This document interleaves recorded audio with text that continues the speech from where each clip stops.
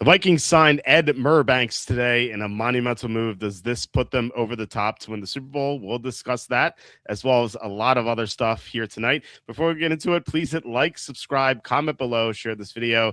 Visit the link in the description for the merch store. I'm wearing a classic royal blue Walter football t-shirt. There will be a new shirt at the merch store if you were following my X today. I don't think it's up yet. That's not up yet. It will be, I'm sure, over the weekend. But you could get this as well as everything else at the merch store. 20% off sale right now. You can click in to any of these shirts and change the colors. That's how I got royal blue, if those of you were wondering. You can also get a long sleeve hoodie, infant onesie, and women's tank top. We have a lot of other things here too. We have a mug. We have multiple mugs. We have an apron. We have playing cards. We have mouse pad. We have baby bibs. We have blankets. We have so many things here at the merch store. So consider buying some stuff here to help us. You can go to Amazon, buy my books. The most recent one is Jerks of the College Years, where I made fun of these wonderful people on this book cover. And the first book I wrote was A Safety and a Field Goal, which is a top 5 topic book about the NFL. And I will always ask you, please consider super chats, super stickers. That's the best way to support the show. Just because YouTube ads don't pay very much, especially early in the year. Like it is bleak all year, but like now is even worse. So if you guys really want to help us out and get us over the poverty line, that is how you do it. And thank you so much to Kevin Kovac for contributing with $20 worth of super chats earlier this week. So thank you so much, Kevin. All right, we are joined by Tom at Quacky T. Tom, how are you on this Friday night? Walter, here we are again. Hello to you and hello to everyone out there in the Walter football family. Hey man, we're coming up on the draft here. I've been so busy this year. I think I've attended more activities in almost 3 months than I did all of last year combined. So it's like I kind of forget how close the draft is. So it's good to see. I caught most of the show with Charlie last night. So looking forward to having them on again in the future. It's crazy how quickly the time's going. And then it's going to be the season starts, and then like, oh, some team, like 4 teams are still undefeated, and fight for the wild card spots, and then it'll be Super Bowl. It'll be over. The season goes so fast all the time. Yeah, and then it'll be a month before the 2027 NFL draft.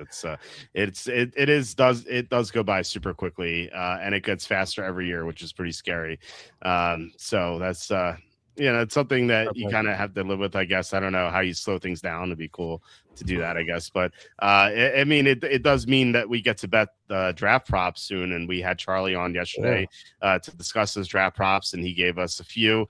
But we're going to have a lot more coming. And we talked about how we might have 2 shows depending on if he gets some stuff with like 3 weeks or so before the draft. But he'll definitely be on the week of the draft, and that's when he's going to know everything. So that is, even though some of the odds get worse, that is still the best time to do it. And we've had some bangers over the years. We had like Jahmyr Gibbs 18-1 the week of the draft. We had Bijan, I don't know what he was, like 10-1 or something the week of the draft. So we're going to have a lot of that sort of deal. Michael Penix, of course. So yeah, I'm excited for it, and I can't wait. It was cool to have Charlie on last night. Yeah. Hey, real quick, let's switch gears real quick as we often do on these Friday evenings. Hey, I was talking with my buddy about this earlier today. How big of a threat? Like, do you remember as a kid you used to get like warned about pickpockets? I mean, how many people are running a pickpocket, thieving? Like what would have to happen? I mean, I guess they could like knock you over, but like I just don't see myself in a situation where I'm going to be vulnerable for them to just like slip their hand in my back pocket and take my wallet without me noticing. Like I would notice somebody close to me. I think I would be able to prevent that, unless they like just sprint by and they like have it mastered to like pull it out, and then like they've already got momentum and I can't catch them. I mean, have you ever met anybody like that was what my understanding of like to be a pickpocket. You just kind of slide up and do it. I mean, I'm sure there's professional thieves that really can do it, but is that really as much of a threat as they made it out to be when we were kids? You said you don't know anyone in a pickpocket ring? Is that what you said? Because like I was in a pickpocket ring. I was the secretary, assistant secretary of the pickpocket ring, and we ran all over Northeast Philly. Okay, well then you'll I hope that means you'll be glad to share the technique that you used. Did you do like the sprint by? Or I mean, like, dude, how often? I feel like there's just a low success rate. Sorry, go ahead. I was the secretary. I didn't actually do anything. It was like I was keeping track of all the stuff they would bring in, and of course you have to You pay j- taxes on it, so you don't get in too much trouble. So no, I honestly, I mean that's stuff you see in the yeah, movies all the time. You get yeah. You like just cook the books. Yeah. yeah. Well, with the pickpocket stuff, that's you see that in the movies. Like, oh, we have got to Yeah. we got to swipe this one thing. I'm going to do it. I'm an expert at this. It's like I don't know. I feel like that's not very common, but it did sort of occur on another level, like right across the street from my high school. Like my high school, Central High School, is actually the second oldest public high school in the U.S. It's so old that we don't do like class of 2000. We did like 259 instead, as in the 259th graduating class. But like the downside was that it was in a horrible neighborhood. It was in Alany, which is Northwest Philly. It's pretty terrible. And we were warned, like, do not cross the street or you will get mugged. And like, sure enough, people still cross the street because there was a Chinese food place across the street. There was a pizza place across the street. People always wanted that food for some reason, and they would come back with their shoes missing. So I remember you telling me this. yeah, Yeah. Oh yeah, my god. yeah, it's pretty bad. So not quite a pickpocket, but Yeah. in rough neighborhoods, you'll get stuff stolen from you for sure. Yeah. I mean, I'm absolutely. But like, I just feel like of all the thieving one could do, why would Mhm. you choose to be a pickpocket? Like, I feel like that's got to be the lowest, like lower on the lower end of success rate. How many people are not noticing that? Like, you It's just like probably slide up to them real sneaky and like, I don't know. Maybe if you're at like the casino at the craps table, like leaning over and like someone just kind of snuck in there. But who would want to be a pickpocket nowadays? And does any like hardly anyone carries cash anymore. I still carry cash, actually. I But don't know not why. but not people. And people who do carry cash probably carry less. With some outliers, of course, carry less than they used to. It depends. I Like, mean, like if I'm in Las Vegas, and I'm going to the sports book, I have money on me, or like if I'm taking money from the sports book, I'm carrying money. So like that, yeah. I'm like extra cautious. Then I like have my hand in my pocket, so my wallet does not get stolen. Like that's how cautious I am about it. So it is on the mind. Not that it's ever happened to me, but I don't know. You know what But I you know what I'm gonna do? Oh, go ahead. I was gonna say, like, I feel like the people who get pickpocketed are like either people who are drunk and won't notice, or like old ladies. So even if they're Mhm. caught, she can't do anything about it. Next time I come over to your house and we hang out, I'm going to pickpocket you. See if you notice. Give me a chance to practice it. All right. Well, you shouldn't have told me. You should. Well, maybe I'm doing the double bluff. Okay. But before the next time, I'll be like, I'm not interested in the pickpocket industry anymore. Just gonna And then bring it up I fake you out, and the next time I come over, I get you like when you're least like expect it. I would just, yeah. I mean, because like okay, like if you like beat somebody and took like that's a robbery. Like that's not a pickpocket. Yeah. Like the pickpocket, like you gotta sneakily reach in there. I think that's the definition of a pick, or some similar, grabbing the purse or wallet out of it in some way. That's a pickpocket. Yeah, there was I forget what the show is called. Ted Danson's in it. It was recent. He had to pickpocket a cell phone from a rich guy at a high school reunion. It was like the no, it was a college reunion. Sorry, it's like a billionaire type of guy who showed up, and they thought he was the perpetrator because in that show, Ted Danson was playing like he was a retired college professor, but they brought like he was bored and like they were looking for a like an inside man. And I think the inside man is actually what it's called. They were looking for an inside man to go into a nursing home because stuff was getting stolen from that nursing home, and so he was hired by this private detective to kind of be the inside man in this nursing home because he's an older guy. And then in the second season, he has to be an inside man at a college because he was a college professor. It's very easy for him, and so at this reunion, they think that someone is doing this like misdeed and they think it's the billionaire guy, so he has to actually steal the phone from this billionaire guy and actually enlist the private detective's mom to do it instead. And like she actually does get to do it. She like flirts with him. She like puts her hands on him. She's like, oh, I know you, like I remember you. And then that's how she does it. So I don't know, I feel like if you're an attractive woman, it's probably easier. Yeah. They used to. I saw this on the news where they ran a pickpocket scam. Like they at the bar, they'd have like one guy like talk to the girl on like one side, the non-purse side, and the other guy would like stand there like order and like pretend to order at the bar and would take the purse. Yeah, and they'd keep the conversation going, and and then she like would notice that the purse was gone. Like I said, I think it's a lot easier to do on people if they're drunk. If it's a sober person who's not like elderly, I think it's much tougher. But they could be distracted too. It would have to be a distracted person if they're not drunk or old. Yeah, Mike. I think we've settled on those rules. Mike, thanks for being here. Yeah, that's mugging versus pickpocket. Yeah, robbery, mugging. Yeah. So okay, quite the difference. Let me tell you. One time, I was nearly I thought there was probably a decent chance that I was going to get pickpocketed in Atlantic City. It was I think it was the Monday, like Labor Day 2008. Or Labor Day Monday, I guess 2008. And I was living in Westchester, and I just like moved in with my roommates. And this guy Joe, who ended up being like a good buddy of mine, like I kept in touch with him. Like I just met him, and I was like, hey, like you play poker? Like it's like you want to get? It's like it was like midnight. I was like, you want to go down to the Taj Mahal? And it's like an hour and a half away. He's like, yeah. And he's like, let's go. I just met this guy like a week ago.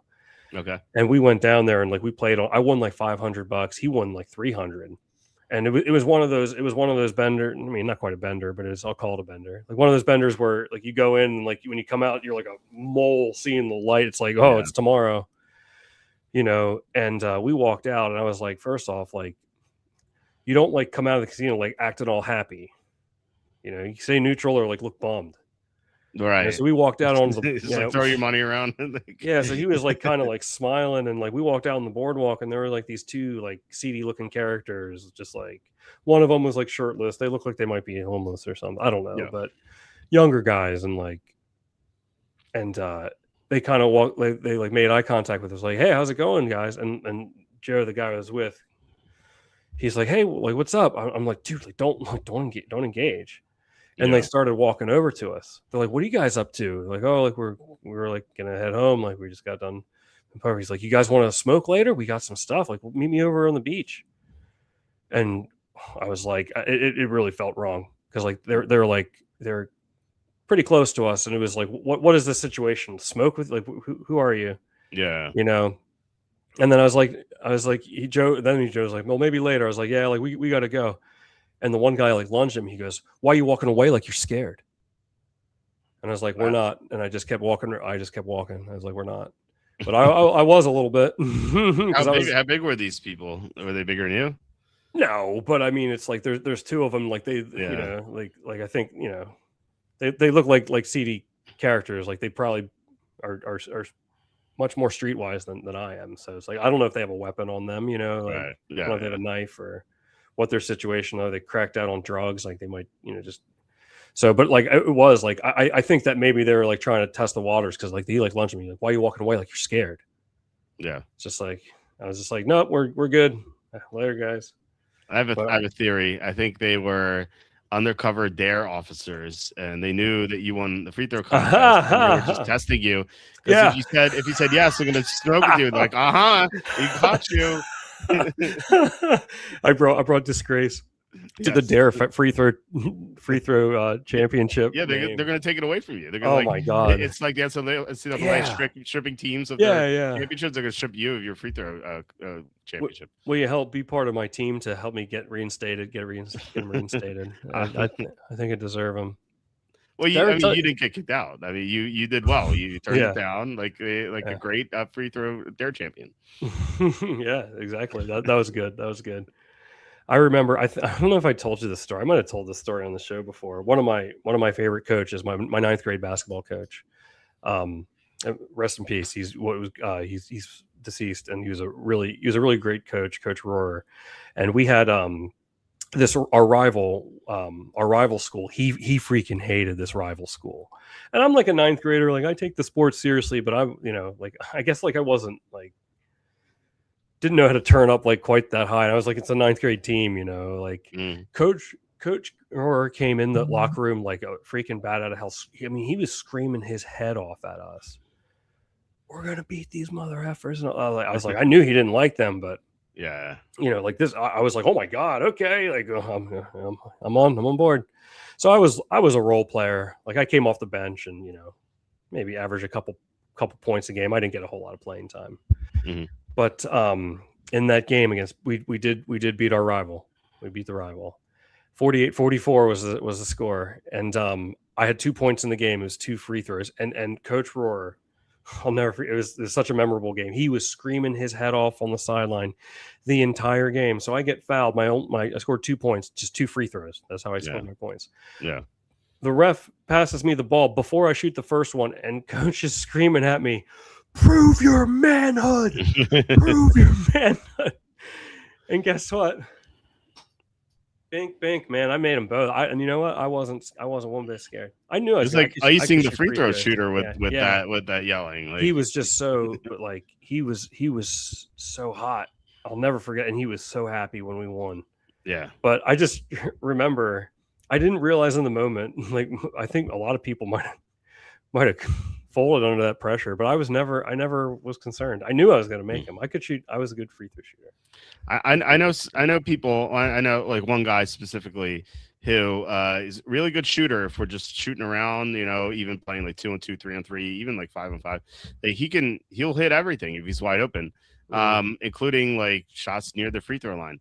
But when we played in a league, like in a rec in a gym league, with like actual standings and actual jerseys and stuff like that, it's not like friends or whatever. It's actually like a actual league. Like, he couldn't hit a free throw to save his life. He like, no joke, he was probably like, that season, he was probably like 2 for 22 at the free throw line. Like, I'm not even exaggerating. Like, he would just choke like there was no tomorrow. It was insane. It was just like a mental block. I could see it. Like, he looked terrified going to the line, and like, he would hit shots during the game.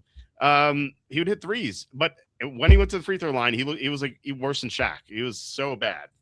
I can't explain it. Like, I really can't explain it. Wow. You know what? That just gave me an idea too. First off, isn't it weird to think that, like, I know for a fact that I can shoot free throws better than some players in the NBA? But there's some bad ones. Yeah. I'm not. And actually, I'm writing I don't know if you people I know I've mentioned it a few times already. I'm writing my 4th book, which is called "You're the Bad Beat," and one of the bad beats was Golden State at Minnesota, the 5th game 5 of that playoff series last year, and Golden State the spread was 10.5 plus 10.5. They lost by 11. In the final 7 minutes, they went 3 of 9 from the free throw line. And every single shooter was 72% or better. And like, I actually did the math. I was like, actually calculated the math. They were to make at least 4 free throws or more, which would have covered the spread. They were 99.8% to hit 4 or more free throws as shooters who were 72 to 84%. That's crazy. I know. It's crazy. How's that happen? Yeah. Obviously, you don't know what could happen after, like, if they had 4 or 5 free throws, maybe the other team hits one. But even still, like, to hit 6, they were still favored to hit 6 free throws, because 6 out of 9 is 67%, and that they were 72 to 84% collectively. All 4 guys who went 3 for 9. So that's how bad that was. So I've had a lot of fun. That's quote unquote fun. Watching that. There's another one was Tennessee -5 at Atlanta in the preseason, and I forgot this one. I just like was looking at all my losses, like, oh, this is a close game. Let me see what happened. Like, it was a play at the 3-yard line with a running back, some guy named Jay Mims. I've never even heard of him. He like gets a pitch, he gets a pitch, and it's like he could trot into the end zone, but like for some reason he trips on his feet on 2 feet and he falls down. Oh no! It's like how do you, like, come on, man? Like we had so much bad luck last year, and that was during the regular season. And like this is even I've written 6,000 words in this book. I haven't even got to the regular season yet. Oh my god! Yeah. So you had an idea or something? Yeah, I've got an idea for the NBA. Let's lobby so that, like in baseball, you can pinch hit, you can like pinch shoot free throws. Oh my god, I might have a future there. No, it's like all you do, you're the designated instead of the designated hitter, you're the designated free throw shooter. You just so the problem with that is in baseball when you pinch hit, that player who leaves can't come back. Right, but it's like, if they come to, you think that's something they would consider exploring if they sit down and decide at one point, well, we want even more points, like just find guys that, I could go in there and shoot 80%. Yeah, but you'd have to permanently replace the guy you're replacing. No, can you imagine, like, or we're taking Shaq out. Let's go Tom. yeah. No, special rules. But Shaq's gone the whole rest of the game. Yeah, that's so then the free throw shooter becomes like the closer almost. Or like the field goal kicker that's going to kick it's like, on comes Quacky to shoot the game winner. Like they're going to bring on Quacky. Yeah, right. To see if he can put this away. Oh my God, I'm on to something. We could, maybe I could get a contract. Yeah. I practice, man. I'll shoot 85% if I really put my mind to it. I could shoot free throws, and I was a good long snapper the year I played football. Oh, you should have gone to the NFL. I mean, you can definitely long snap in the pros, or at least in college. You get a scholarship. Which position in football, on either side of the ball, or we can do both sides of the ball if we just want to have more to talk about, do you think has like the least likely like chance of like CTE or like concussion or break? Like who has the least contact? Okay, like the first easy answer is punter and kicker, right? Yeah, yeah.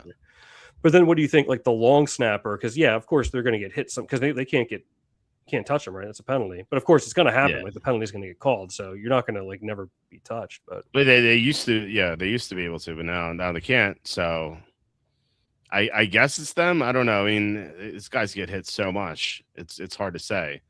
Like left tackle. I feel like left tackles and don't really get hit in the head, right? And when are they getting hit in the head? They'll get tackled. Well, what about when they're run blocking? Yeah.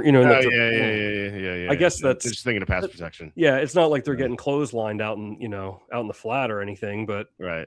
But still, it's just like every single play, it's just like boom, like banging your head against it. That can't be good either. So, because I used to think that too, like maybe linemen, it's like they're not getting like, like there's no like safety gunning for you, or anything, but it's more consistent. Maybe like a linebacker, because they won't be on every play. Well, maybe linebacker or secondary. No, but I guess long snapper. Linebackers they do a lot of tackling. Any position does a lot of tackling. They're going to. But sometimes they're just out there dancing and they're not part of the play at all. I'm just messing. Were they like an outfielder in baseball? Yeah, I always like to watch that, like when they're like they run towards the play, but like they know it's about to end. So they just kind of like jogged over there and like observed. Yeah, it's funny. Yeah, you see that happen sometimes. Yeah, I don't know. Shoot, what was the other thing I was going to add? I'm trying to write these things down so I don't forget. Hey, you know what I was? Okay, good.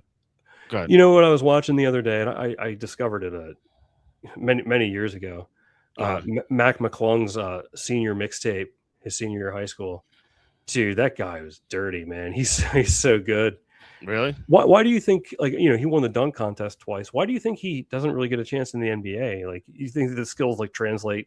Like he can jump high, but like it's just, he's kind of short too. Do you have an opinion on that? Like why don't they bring him up? He's like winning the dunk contest. He seems like he could be versatile, but you think he just doesn't have the speed or like the size? That's the subject of my 5th book. What happened to Matt McClung? Are you being serious? No, I don't. You're like, do you have an opinion on this? Like, I don't know. Like, I was like spent hours thinking about. You had me for a second. You had me for a second. No, but I remember watching his. I mean, that mixtape is. He's like, man, he's just like is like head and shoulders above, just like flying through the air, like alley-oop dunking like over these other high school kids. It's like no contest. Yeah, I mean, well, he can jump high, but can he dribble? Can he shoot? Can he defend? Like, I'll can he I'll do anything? I'll send you the mixtape.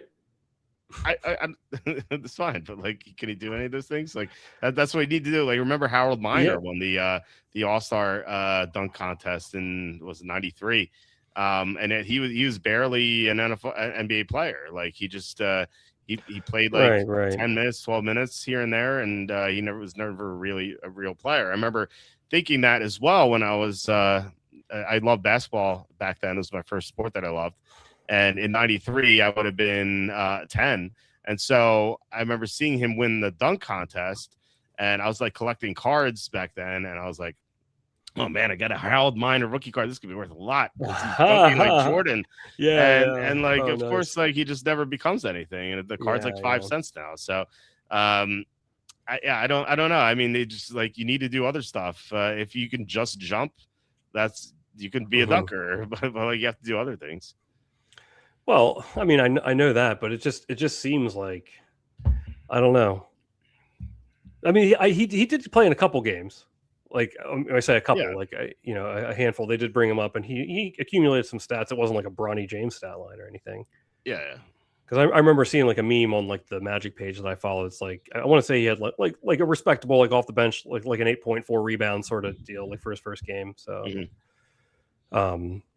I don't know. I liked it. I remember seeing his mix. I want to say it was like 2018 when that mix on YouTube. I was like, holy cow, man! This guy just freaking flies through the air. Well, I'm We didn't not. have any. We didn't have anybody like that on my high school team. Not even close. Yeah, I don't think we did either. But like, I'm so not cool that when you said mixtape, I just assumed he meant like he was a rapper or something. Oh Uh, no, it's just like it's his highlight reel. yeah, Where the I music's get at. that now. It's a pretty well made video actually. Pull Yeah, it up. Watch 10 seconds of it. Can you do that? um, No. Oh no. Then they'll flag us for copyright. yeah, we'll get copyright strikes. So Okay. that's not Jeez. you're Oh, trying to get us man. kicked off YouTube. What are you doing? Yeah, we just there's some very important matters, I know you See, can't. Tom, what are you doing here? Like yeah. we're like at the poverty line already. Like now you're just trying to make I us go to know, zero. man. I'm digging the hole deeper for us. You ever see like one of those the Lonzo Ball high school team, Chino Hills? They went undefeated one year. Those guys were like that was an incredible team. Like I watched like this whole video on how good they were. All three Ball brothers were on the same high school team, just like wrecking kids, like beating like the defending champion by like 40. So yeah, it's like the dream team. Although not quite, they won by a lot more. I'd never have had any interest in college, high school sports at all. Well, Like, I don't either, but it's cool to see like a player like when I saw like like I happened upon it and it's like dude this guy is flying through the air dunking and stuff as a high school. It's impressive. It's impressive. Yeah. I don't like tune in. I've never watched a high school basketball game on TV, but it's like I saw that I was like damn like I because then I followed. I was like okay he went to Georgetown and like I always like kind of kept an eye on what he was doing because that video I was like dude like my guy is pretty good. I think I only watched one high school game, and that was LeBron, just because everyone was talking about him, and then ESPN was airing it. I'm pretty sure that's the only time I ever watched it. It's just like, I don't know. It's such bad competition. It's not even like college like basketball. It can get pretty rough. I mean, that NCAA tournament's fun and stuff, but you have like this the Kansas Cal Baptist game I have on the TV here. Like in the first 10 minutes, like no one could score anything. Like it was like 5-1 for like 5 minutes. It was just brutal. And like these, like, I mean, Cal Baptist is whatever, but like Kansas is a blue chip program, and yeah, they can't score against Cal Baptist. Like, and yet that's a million times better than what high school is. So it's like this is rough enough. I'm not gonna like watch high school sports. I never got that. And like it's like it's funny you bring that up because like Well, I once it was probably like a week ago, maybe 2 weeks ago. I was just like I was on one of the streaming platforms, can't remember which one, and I saw Friday Night Lights, and I was like, oh, I haven't watched this in like 20 years. And so something I like to do with like old shows where like I just don't want to binge it because I've already seen it and it seems like a waste of time because there's new stuff to watch. I watch the first and the final episodes of each season. and it just goes by very quickly. And I remember like putting on Friday Night Lights, and like they start with like there's like a radio broadcast. I'm like, is this team ready for the big time? And like all the people go nuts about high school. I'm like, you're rooting for 15, 16, and 17-year-olds here. Like, calm down, people. Like, I know high school football is big in some places. I never understood why. It's like yeah, get a life, people. I don't know. Yeah, I mean, I guess in like certain states, I mean, I guess Yeah. the stereotype, like Texas, is like it's part of it's like it's a way of life sort of Yeah, and situation. I get rooting for your alma mater. That's fine. Yeah. That's fine. But like to have it like life or death, like, oh, he better not lose this game. He's gonna get fired. Like that's like, calm down already. These kids didn't even go to their proms yet. Like, they're worried about who they're dating. Like they're not adults like college kids. Yeah, it's so play the WNBA champ. It's weird. It's weird for sure. Well, would you watch a high school team? I'd watch a replay of like the team I was just talking about, like the Chino Hills team with the Ball brothers. I've seen like reels of them. It's just like they're out there like the Harlem Globetrotters. Yeah, like throwing oops to each other and like doing everything, whatever they want. It's pretty. It's very impressive, actually. So I was asking Walt, would you watch a high school team play the WNBA champions? That would be such a slaughter. The Mac McClung team or the Ball brothers team. Oh my god, they would destroy them. It wouldn't be close. It would be fun to watch, and then they'd be up 50 at halftime. You're like, all right, I could do something else here. Yeah, and freaking LaMelo Ball is on that team, like 14 years old, just wrecking kids. Yeah. They had to like do something special to like, because I think he was actually an 8th grader, to like pull him up on the varsity team. To like, I don't know what they did, but you know what I don't know why this randomly popped in my head, but I've been a lifelong Orlando Magic fan, but there was a time in the early 2000s, like I still followed the Magic, but like not as much, and I found myself like losing interest in the NBA for like a couple of years there. And then I'll never forget the game that got me back into it. It was that 2007, and I was still watching, but like really got me back into it was that 2007 Eastern Conference Finals, Game 5. Remember where LeBron just like, what did he score, like the last 25 points or something like that in the fourth quarter? Remember that he took over. Yeah. And I remember I was in my living room and I had kind of forgotten the game was on, and it was mid third quarter by then. I was like, oh, it happened upon it. I was like, I'm gonna sit down and watch this.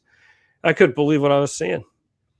That was awesome. That got me back like into the NBA again. No, really? That point. Yeah, that game, that was, and I have my own opinions about, the different aspects of LeBron, but that was, when I saw that, I was like, holy cow. Like I was like, this guy's awesome.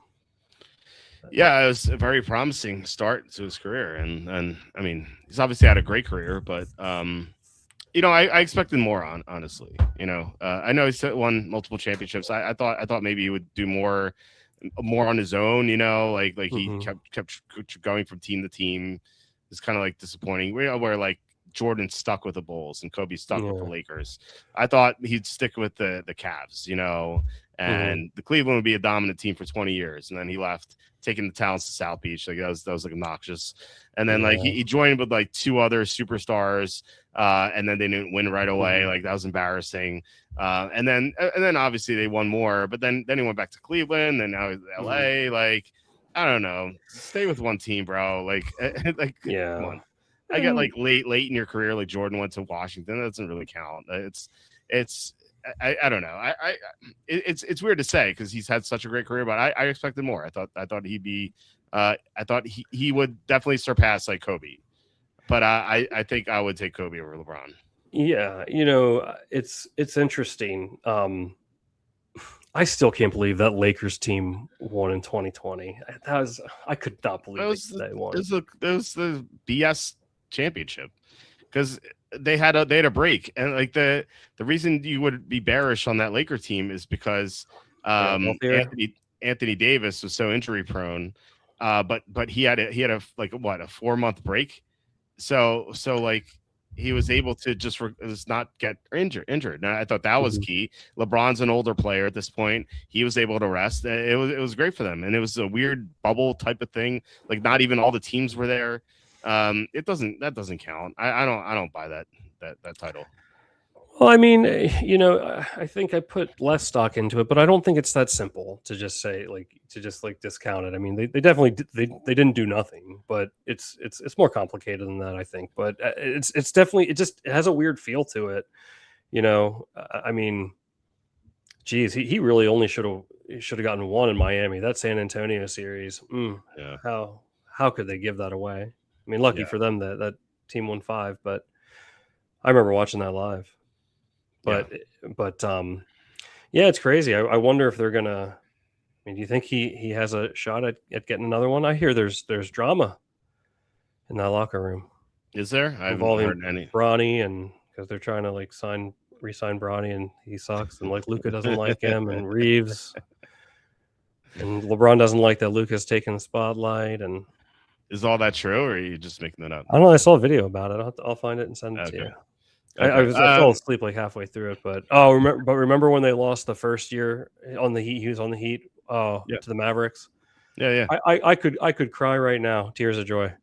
No. I was so because I'm not a huge LeBron fan, but like I'm not dismissive of him either. Like he's obviously it's easy to argue for him to be the greatest of all time, but like no, he's not greatest of all time. That's crazy. Greatest of all time. Well, okay, Greatest of the generation. yeah, but it's funny like those who and I guess this is maybe more obvious than I thought, but it seems like more people who like grew up watching LeBron, like who didn't get to grow up watching Jordan play, say LeBron, and those who grew up watching or around watching Jordan play, I should say Jordan over LeBron.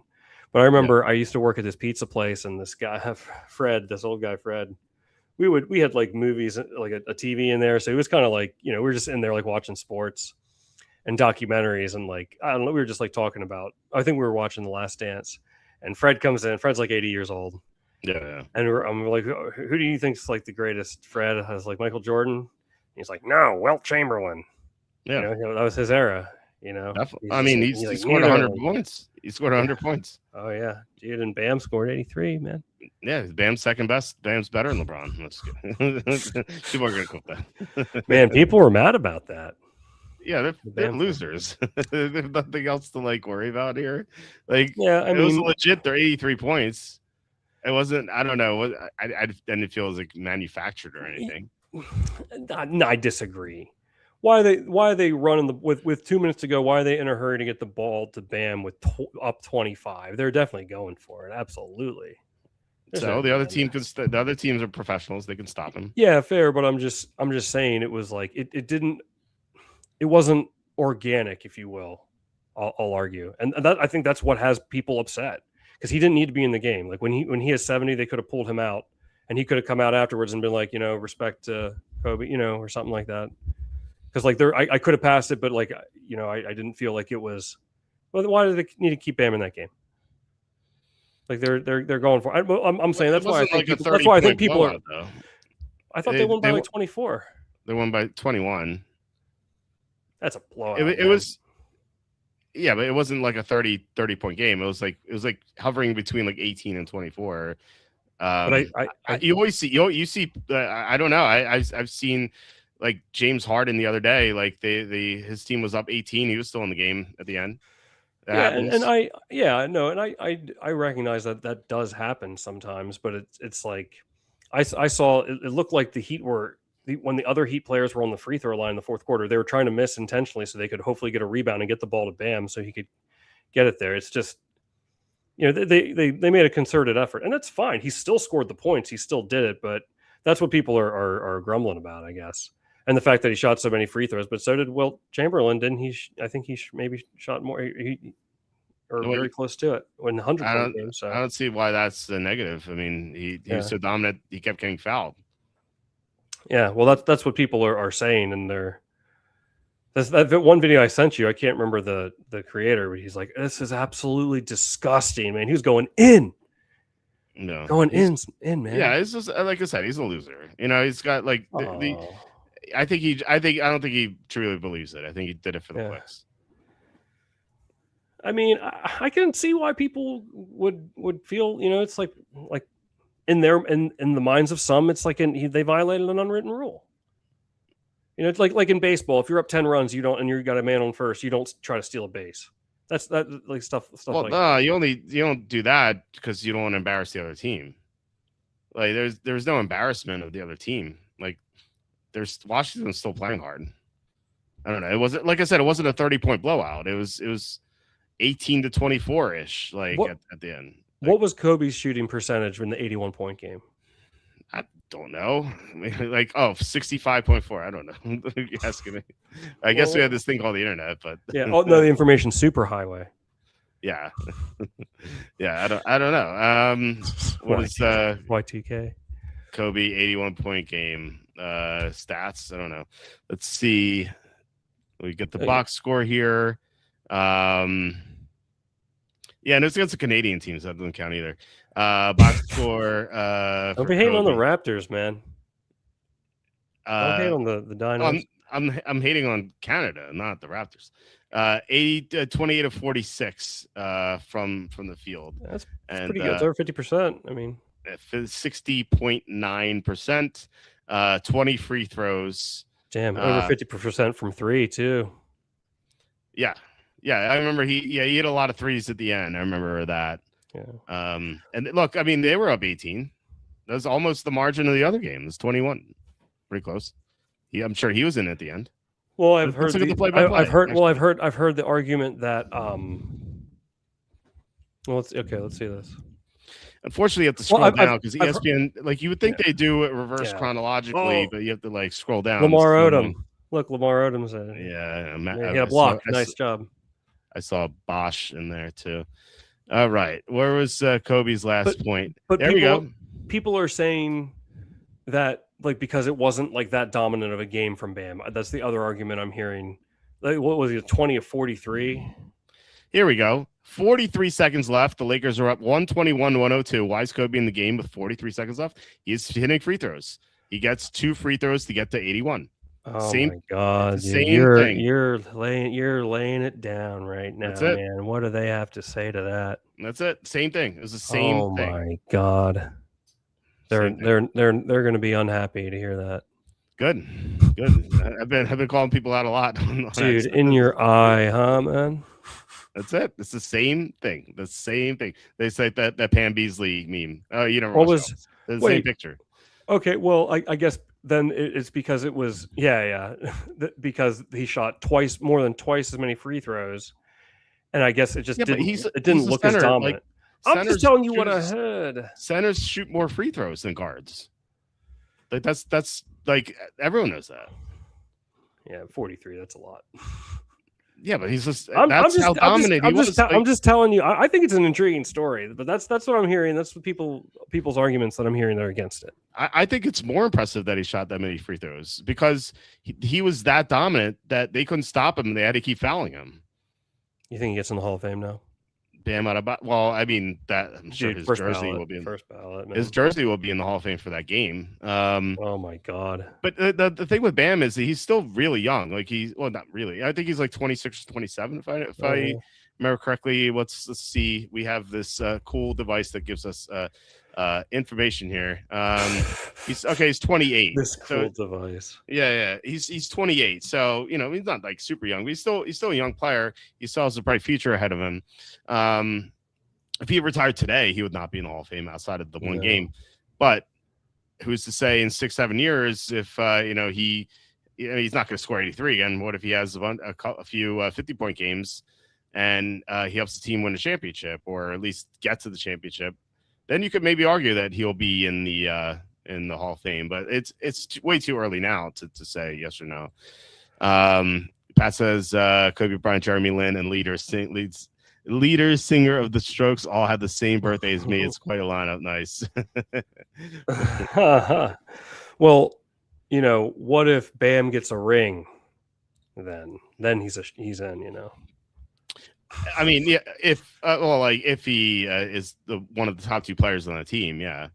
If he gets a ring at 37 and he's a backup center, then it's not going to make a difference. But I got one. Depends. Yeah, I got one for you. Okay. Actually, I think this one's easy. Personally, Andre Iguodala to get in. No, he's not a Hall of Famer. No, you're wrong. What? He's not a Hall of Famer. No. He's a good, really good player. He's not a Hall of Fame. He's not a great player. He's a really good player. It's like Eli Manning. I'm disappointed, Walter.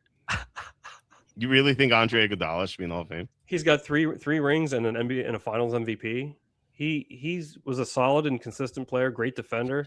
I mean, I think the championships and the Finals MVP carry him. Otherwise, he wouldn't. Like the Finals MVP carries him in. I think he'll get in. When he started out in Philadelphia, he wasn't great. They tried to build the team around him. It didn't quite work. He's not a guy you build a team around. That's okay. He's a great role player, and he's just, I don't know. I mean, or do you think he is like Robert Horry status? Dude, his career points per game is 11.3. He's not getting in the Hall of Fame.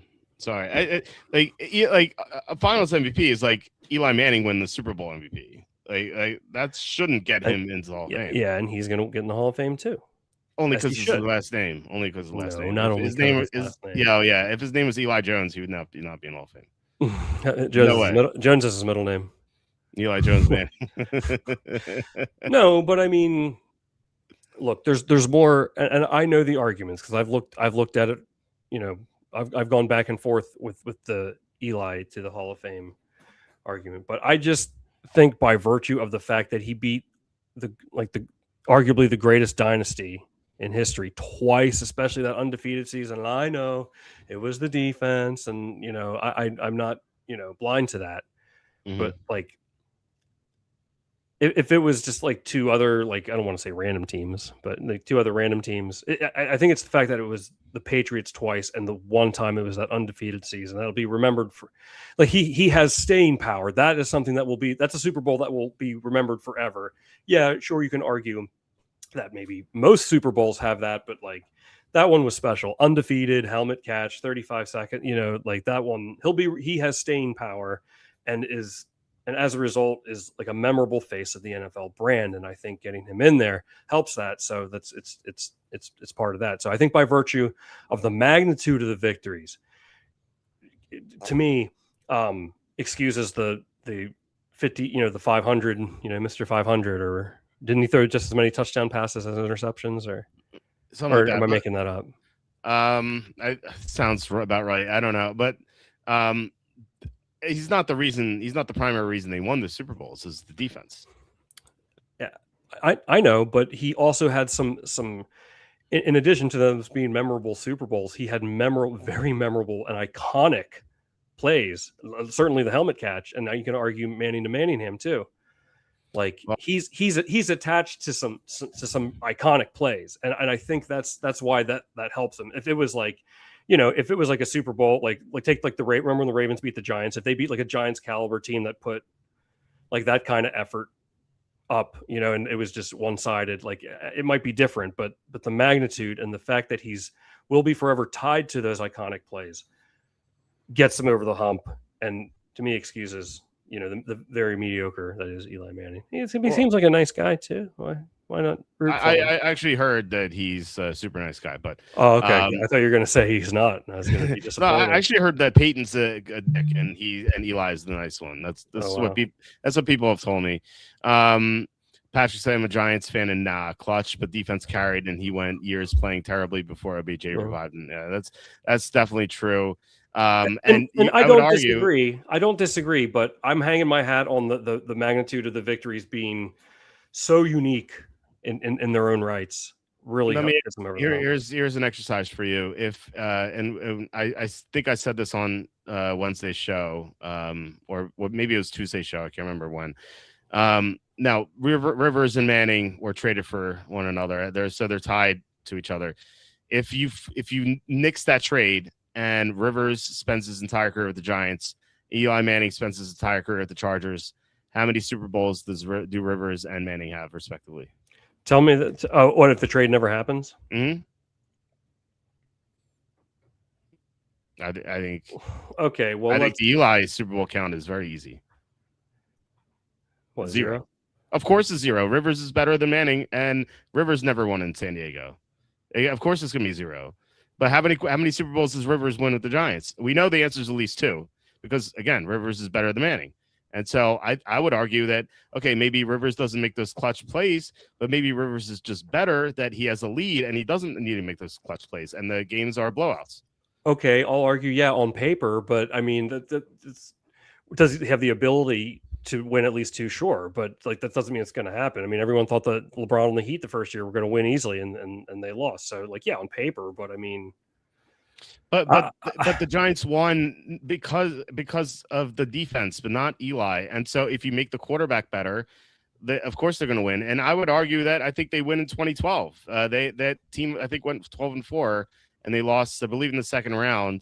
That would have been I think a third Super Bowl for Rivers in New York. Obviously, we don't. There's no way of knowing for sure, but they would have had a better chance because, again, Rivers is definitely better than Eli. No, I know that, but I just I just really think like those are two just he's tied to the iconic plays. It's better for the brand. It's better but for the but brand. again, the iconic plays, that was, I mean, first of all, Eli should have been blown dead for a sack or a stop for progress.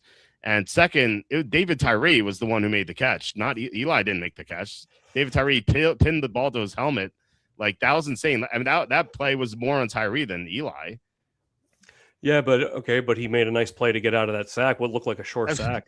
Yeah, and like 9 times out of 10, that's blown dead because the quarterback is in the grasp. Like, I don't know. I have no idea how that was not blown dead. and that's how it goes. You know, And they always say. I wonder if like the defensive players wonder like, oh, this play's dead already. It's such BS. That is such BS.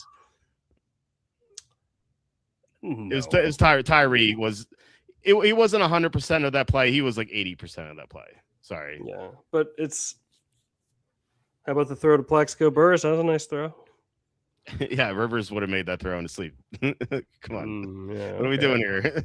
Rivers would have had a 10-point lead in that game. Yeah, but Rivers, it would have upset the entire space-time continuum. Walt, and remember how like Rivers played a good game on a torn ACL in that previous game in the AFC Championship. Like, and he had no LT. And Gates was hurt, I think.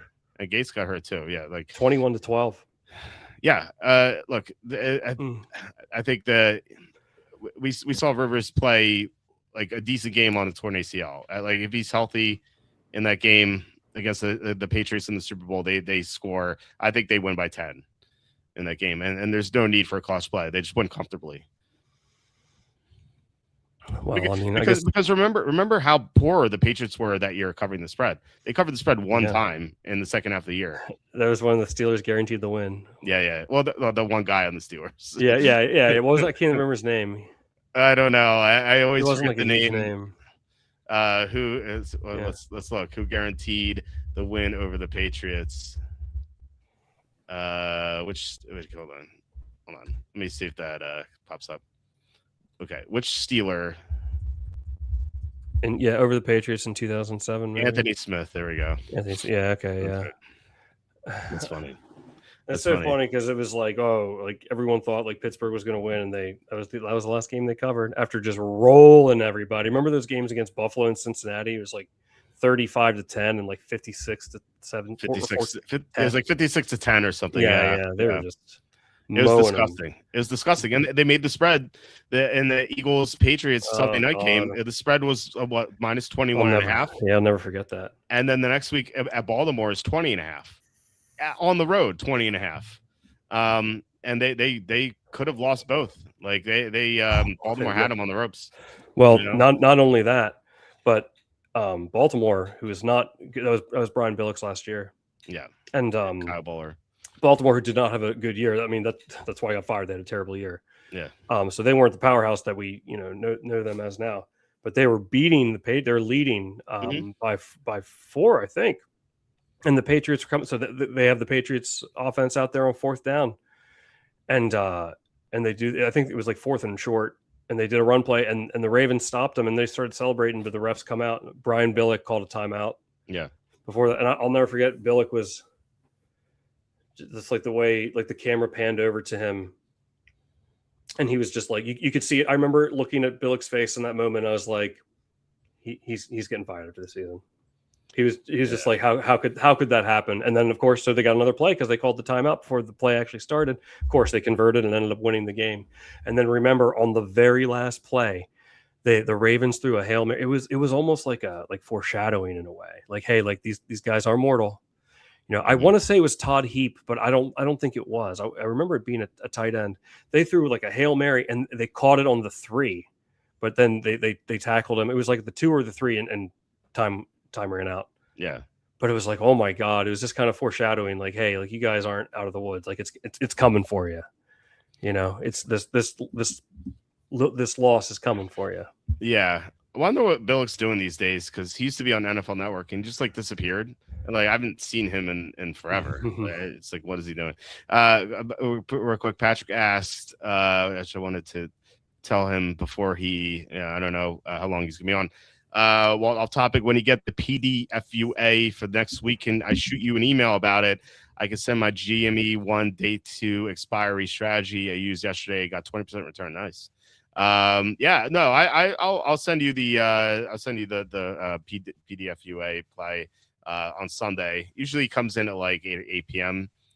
Between 6 and 9 p.m. usually. So I'll send it to you when I get it, Patrick. So that's pretty cool that you got a 20% return in 40 minutes. That's nice. I bought puts today in SMCI, like this company that was allegedly working with NVIDIA, and I guess they were, but apparently their CEO stole 2.5 billion in chips or something and took it to China. So like that sounds like a disaster. So I bought May $20 puts on them, and I'm up like 40% already. And I have been I had puts on Meta, but not Meta specifically, METU, which is the 2x ETF leverage fund, just because it's cheaper to do that. And you know, if it's 2x and the stock falls, it could really plummet. So I'm up like 30% on that as well. So yeah, that's what I've been doing outside of simple day trading. But yeah, I'll definitely send that to you. So you said they took chips. Well, you mean Doritos or what? Doritos. Let's see. Oh my God! Here, oh wow, we didn't even rehearse that. That's next level, man. That's next level. This show brought to you by yeah. Hey, you remember when the Giants beat that undefeated Patriots team? You remember the interview that Chris Myers did afterwards with Belichick? That because it's like how like that's got to be the most like crushing feeling, like to be on New England. And Chris Myers goes to end the interview. He goes, "Coach, after all, this season," he goes, "What do you say to your players?" Belichick, he goes, "Well, we're very disappointed." And Chris Myers goes, he knew like that was it was a cool like ending. He goes, "Thanks for a great season, Coach." And Belichick walked away. But the way he just was still typical Belichick. Well, we're very disappointed. He's so calm about it, dude. That's. I mean, to just put it that way is so him. Like, yeah, very disappointed. I'd be crying like a baby, man. That would hurt so bad if you played on that team. I feel so bad for like Randy Moss and Junior Seau. Randy Moss is my favorite player of all time. I wish he could have gotten a ring. Still, I think he's maybe not from a stats perspective, but he's definitely I think the best receiver of all time. Yeah, Jerry Rice. Jerry Rice. But like Moss was like, there's just something different about him. He was incredible. Well, I mean, Moss was so explosive downfield. Oh my God. Just a different type of player. Jerry Rice, the best route runner of all time. Yeah. Like at 40, he was getting open. Like that's crazy. Yeah. He had a Pro Bowl year at 40. Like that's crazy. Yeah. Remember that Randy Moss, the Thanksgiving game against Dallas, 3 catches, like 167 yards and 3 touchdowns. That was swag him out, man. I love Randy Moss. Yeah. Even as a Packers fan, like I was just like, this guy is unbelievable. It's 45 DraftKings points, I think. Oh, yeah. You know what I love? Remember when the Vikings, I can't remember what year it was, like 03 or 04 maybe, when the Vikings beat the it's when Randy Moss moved in the fans. The Vikings beat the Packers in the playoffs. Yeah. I remember he goes, Chris Collinsworth, he goes, "Oh," and he shoots the moon to the fans. And Joe Buck, I love this. He goes, Joe Buck goes, that is a disgusting disgusting act by I know. Randy Moss. He didn't like it. It's so It's like tame. Like I think in the moment Joe Buck like just didn't know. Like he felt like he had to say something, and it's he's like, pathetic. I It's so know, but like pathetic. it's so I love that it's such like a great like cringy but hilarious line. And like he just like pretended to pull his pants down and like just like shook his butt. Like Yeah. that's nothing. And there was actually a story behind that. I saw this video of Randy Moss telling the Yeah. story. He goes, you know why I did that? Because they played in Green Bay when they played the Packers in Green Bay during the regular season. The Wisconsin marching band was there, and I think when they were pulling, like their bus was pulling in or something, the whole marching band mooned the Vikings like team bus or something like that.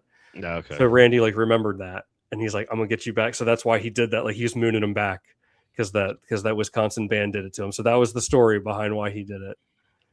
So I don't know. I was love the it's such a funny like that. I love how he says that twice. That is a disgusting act. A disgusting act. It's just like disgusting announcing by Joe Buck. Like, calm down, bro. Like, who cares? It's not like he actually mooned the fans. I know, but I think he actually did. And sure, I think probably because like Randy Moss, his reputation at the time preceded him a little bit, and he was, you know, the way he played, it just.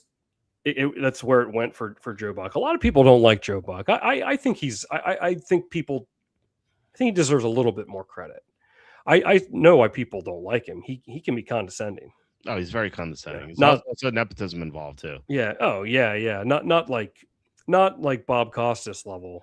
Oh, Bob's the king of condescension. Like, oh man, no one is more condescending than him. Like, remember he's so insufferable. Remember the '98 NBA Finals when Dennis Rodman went to do the wrestling, the WWE, and then I remember it. I don't know what did Costas have to say. And then like the next game, you know, because they're like, oh, like Rodman is like doing like what's he doing? He's off doing his own thing, the wrestling bit with Hulk Hogan, and then like he had a really good game, you know, like and he like made like a clutch basket, and he wasn't known like for scoring really on that team, so he makes this layup, you know, and Bob Costas goes, off the court, his tired freak show continues, but on the court, he's a valuable asset or whatever term, you know, whatever. It's like his tired freak show continues. It's like, dude, he just I can't stand Bob. Tired freak show. It's WWE wrestling. I know. Like, a tired freak show. I know. That's so bad. Get bent, Bob Costas. Yeah. You ever see that like the behind the scenes footage of when he was announced, because he was doing like the panel for the Knicks and Rockets when the OJ chase was going on, and he's like telling the stage, you know, the crew. Mm-hmm. He's like, when do I say like I'm Bob Costas? He's like, no, I don't want to say. It sounds so callous. It's just like, man, he seems like a peach to work with. I mean, you know, I'm sure you got to be tough in that business, no doubt. But it's just like, yeah. I already don't like you, so I always kind of liked Joe Buck though. Joe and Troy, I always felt like that was a pretty good combo. I never really heard too many complaints about Troy Aikman's commentating. I like Troy Aikman. He's you know, it's kind of sucks that he's with Joe Buck, but Aikman, I like that he's willing to call anyone out, like anyone at all. He just speaks his mind, and you know, I definitely appreciate that, because there's some announcers who will never criticize anyone ever, but he'll get on anyone. Like, he's not afraid to do that. So I definitely appreciate that. Yeah, I think that duo, like them together, like they can really make it work. I'll tell you what, I used to love Collinsworth, but now like he's become like a meme. Like it's like a parody of itself. Yeah. Oh, now here's a guy, and like, you know, it's like overplayed, and and no disrespect, because I think he is a good commentator. I really liked him like when he first started, but it's just like it's like a good song that is just overplayed, and you can't, even though you like it, you can't listen to it anymore. It's kind of just run its course. Yeah, there's some there too with Jack Collinsworth. I have no idea what he's doing there. Well, do you like Al Michaels? I love Al Michaels. Oh yeah, Al Michaels is the best. He's lost. To say he's lost a step is quite the understatement. But like, I like it. Like, people want to remove him. I'm like, let the old man call games. Like, Thursday night. Like, who cares? Don't pay attention to these dumb games anyway. It's horrible football. Let the old man call his games. Like, yeah, I love Al Michaels. You can tell, like, especially over the last couple of years, his tolerance threshold for like any nonsense has really gotten lower. Yeah. is what I'll say. I love it. It's kind of funny to me, Yeah. But man, what of like the four like major sports, baseball, football, hockey, and basketball, like which would you think would be? Well, I think the answer is probably pretty obvious. Like to be the play-by-play commentator for. Which is the best to be Yeah, it? no, the hardest. Or the hardest? I think I can't believe you're thinking about this. I think it's baseball. I'm interested to hear. I think it's baseball, definitely, because nothing happens. It's so slow. Because there's a lot of time to fill up. So yeah, way too much time to fill up. You really need to lean on the color analyst for that one. Yeah. Okay, that's fair. I considered that too, but I think like hockey. I mean, the players are coming on. The easiest. I think hockey's the easiest because, like, well, you're right. That's true. Really? Like players do coming on. Yeah, come on, and you have to like keep track. You're Yeah. like, looking around. You have to have the numbers memorized. I feel like they can't be looking. Oh, like checked on the boards by like 48. Like who's they have to like. I feel like that probably takes the most amount of prep work because they're coming on and off like so frequently. Yeah. It's like you got to know the number when you see it, or you can see the name too, but like. So I think it's hard, and it's just such a fast pace. You have to like keep with the cadence of the and the pace of the play. Well, the fast pace I think is what makes it easier because like there's so much going on. Like you don't have to fill any time. Like you just yell what's going on. Like I feel like soccer would be the hardest because like nothing happens. They just pass the ball back and forth. Like when they say Jones passes it to Ford. Ford passes it to Jones. Like I'm gonna take you to a World Cup game this year. This summer. Oh my god, I'd rather watch WNBA. We'll be the eyes on the ground. Come on, eyes on the ground. I'd rather watch WNBA. I'm not. Do something fun. We can hang out. We can hang out without going to a boring soccer game. Yeah, and that's what I'm going to pickpocket you at the soccer game, the World Cup game. Well, when you least expect it, because you're going to be so taken aback that that's what I gave you as a gift. Your mind won't even be there, to like think about that. Well, don't tell me again. Like what we were talking about. Commentators.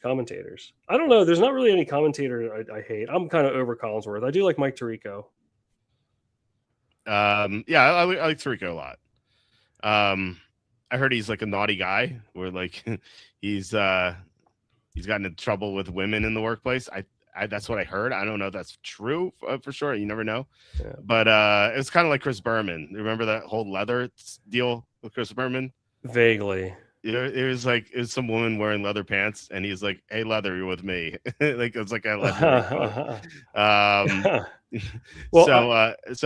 heard Tirico with women in the workplace, but again, I don't know how legit that is. But he just from an announcing perspective, he's fantastic. Like much better than Joe Buck, I think. I actually, sorry. I was just about to say like.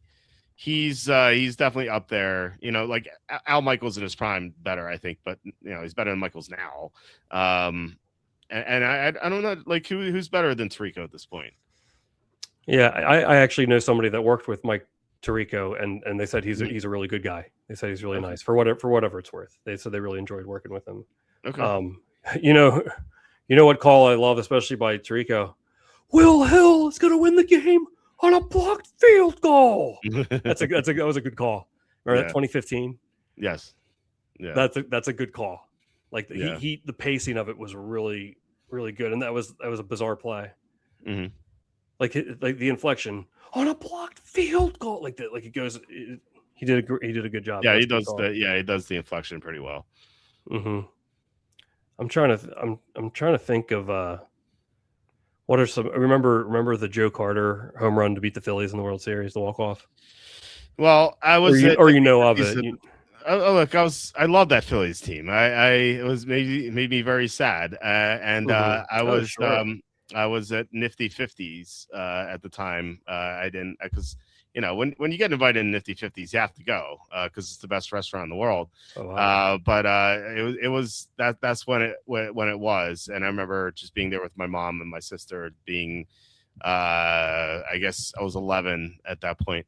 I heard about it. I heard on the radio going home that Joe Carter won with a home run. So I've never actually seen it. Just because You've never seen the play. That's my favorite call of all time. I've never seen the play. No, because again, I that was the first baseball team I loved. I can still name it digs up old bones, is what you're saying in a way. Yeah, I can still name the whole Philly starting lineup in rotation. Mickey Morandini. Dude, we love Mickey Morandini here. Mickey Morandini was the number 2 hitter. He's that again, that was the first baseball team I loved, and they lost in the World Series. I remember my gym teacher, my late gym teacher, and someone else, they were talking right before class started, and the Phillies won Game 5. I think that's like when Curt Schilling pitched on like short rest or something.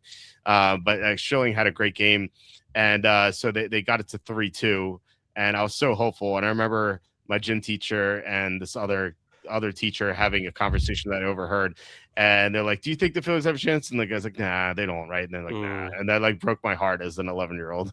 Oh, geez. So yeah, that sucks. What are you gonna do? Yeah, that's my favorite. The late great Tom Cheek on the call for the Blue Jays. This is gonna sound. I felt silly, like not realizing what this saying meant, because I played baseball. When they say "touch them all," yeah. It means touch all the bases. For some reason, it made me feel like, that was such a big hit. Like you touched the hearts of the fans. Like touch them all. Like, yeah, I don't know. That's what I thought that meant. But I love the call by Tom Cheek. He hits that home run. Touch them all, Joe. You'll never hit a bigger home run in your life. That's a perfect call. Dude, you just walked off to win the World Series. That was the perfect call. You'll never hit a bigger home run in your life. Oh, it sounds like it could be dirty too. Touch them all. I don't know. Anyway, Man's just trying to win the World Series. Collinsworth Sue says my mute button's activated. His games I watch with music or in silence. Oh wow. I do that a lot too with like basketball. I sometimes don't even listen to the game unless it's like final minute, and then I'll turn on the announcers. But if I'm like just passively watching the game and doing work, like I'll have music on, or not even anything. Sometimes I'll just have it on mute and nothing going on, just because I feel like I don't need to hear it.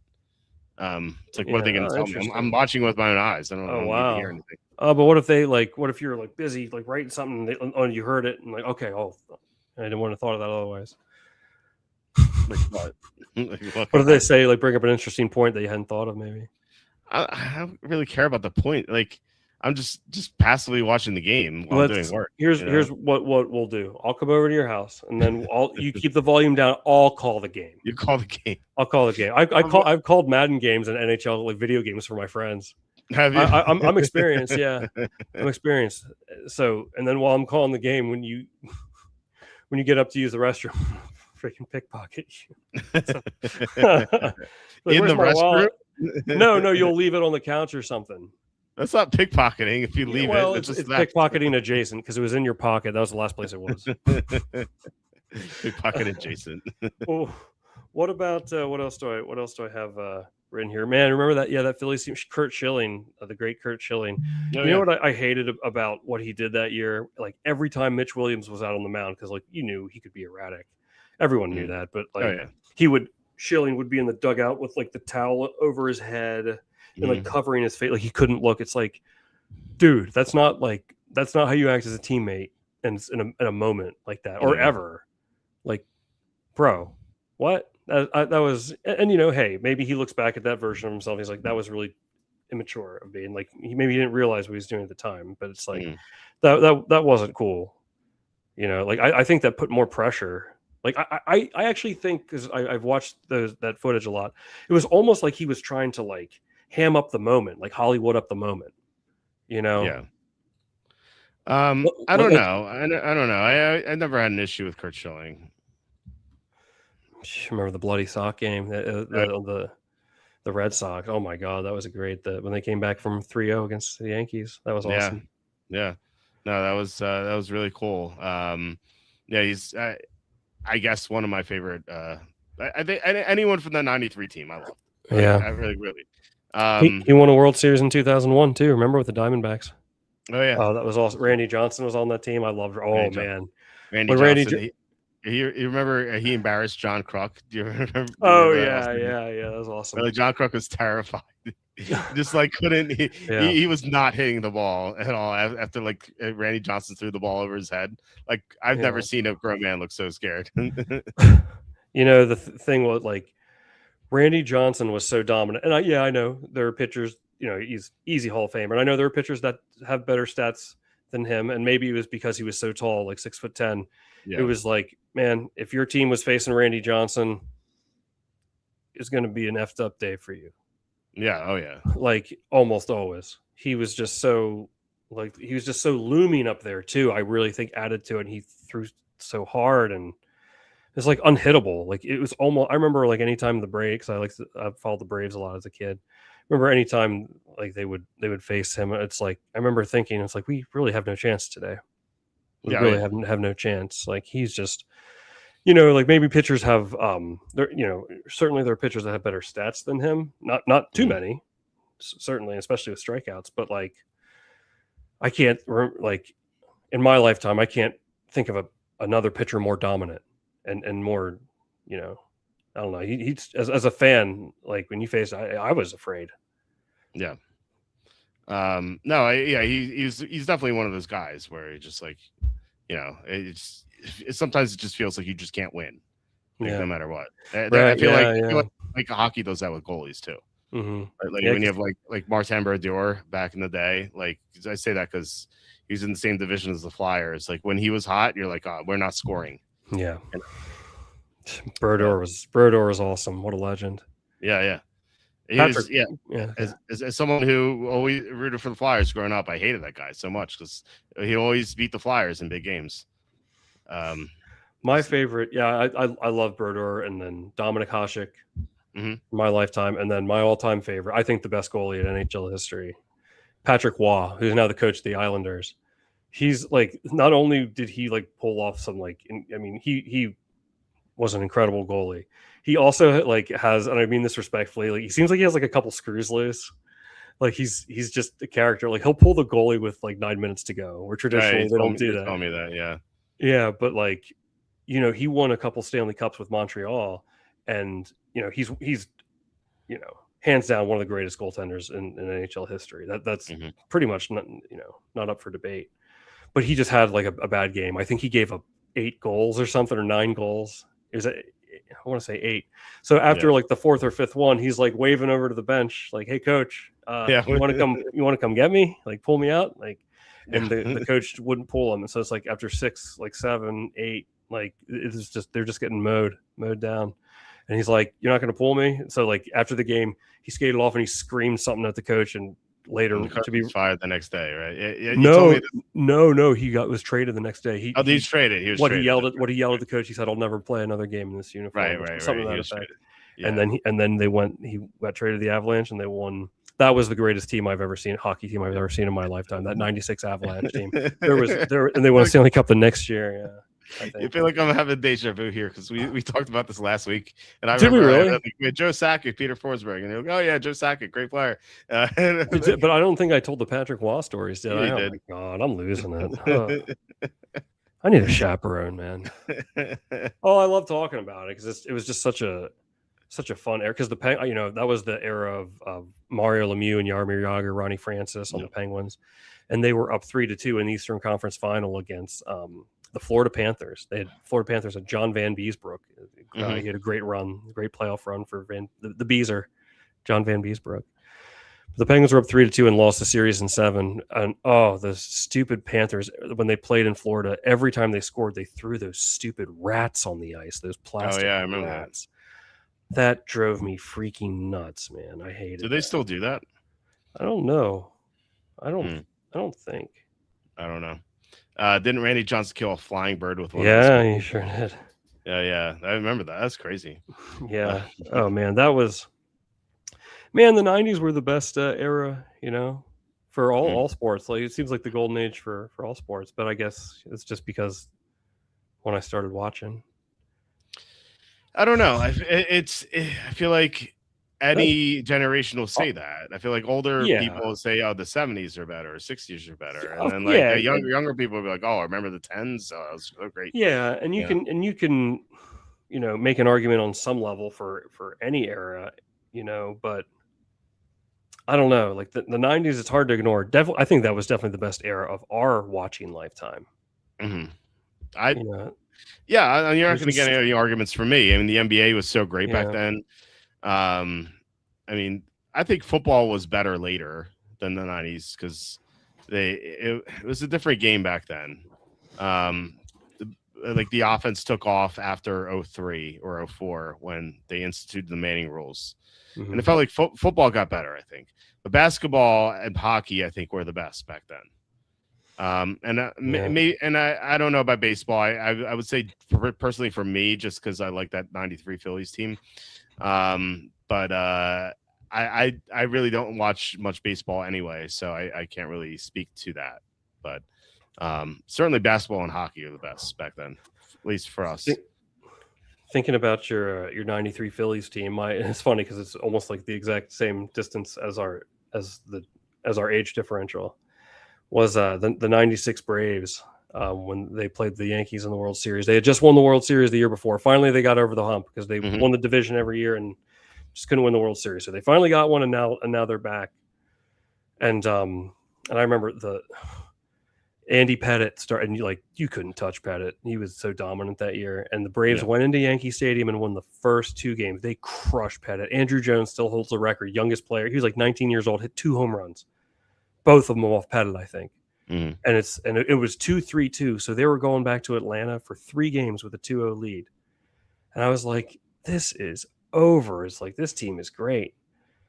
And I remember in game 4, I always say, never you shouldn't bring your closer in a non-safe situation. The Yeah, Braves had this guy Mark Wohlers who could throw heat. I remember him. Yeah. Yeah, he could throw 100, which at the time was like not common at all. And I think he only blew one save all year. And that Yankees lineup was murderers row. You had Bernie Williams, Tino Martinez, Paul O'Neill, Derek Jeter. Yeah. Joe Girardi was on that team. So the Braves were up 3 in the top of the 8th. They're up 2-1 in the series, and they have 2 men on. And it's like, okay, like they had Wohlers in the 8th, the non-save situation, and I was like, who's coming to bat? Jim Leyritz. I was like, Jim Leyritz. It's like, who's that? Like, I never heard it. He was the backup catcher. Freaking Jim Leyritz hit a 3-run homer off Wohlers, man, to tie Nice. the game, and the Yankees won 4 straight and they won the series.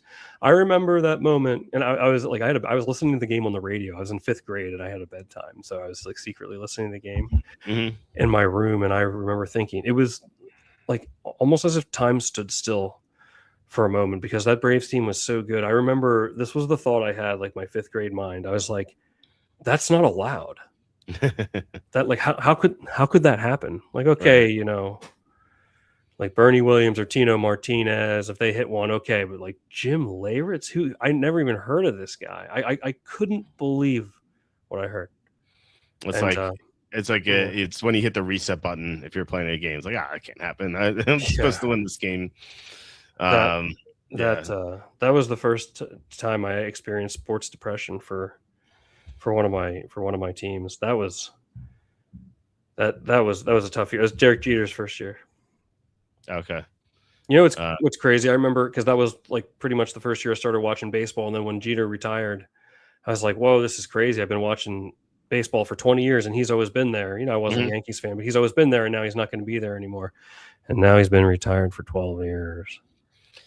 That's Yeah. crazy, dude. It, Are you kidding me? 12 years already, well, dude. Time's it going gets by crazy fast. when That's like scary, man. when you say, "Oh, this player's washed up. He's old and washed up." You're like, "Wait, I'm older. I'm like a decade older than this guy."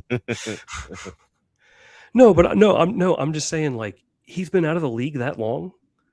12 Yeah. years already? That feels like not yesterday, but I've been watching baseball for 32 years? No, like 31 years. And Peyton Manning's been out of football for almost 11 now, 10 and a half. Wait, 4, yeah, 12, yeah, 4. He retired in 2015. 2014, right?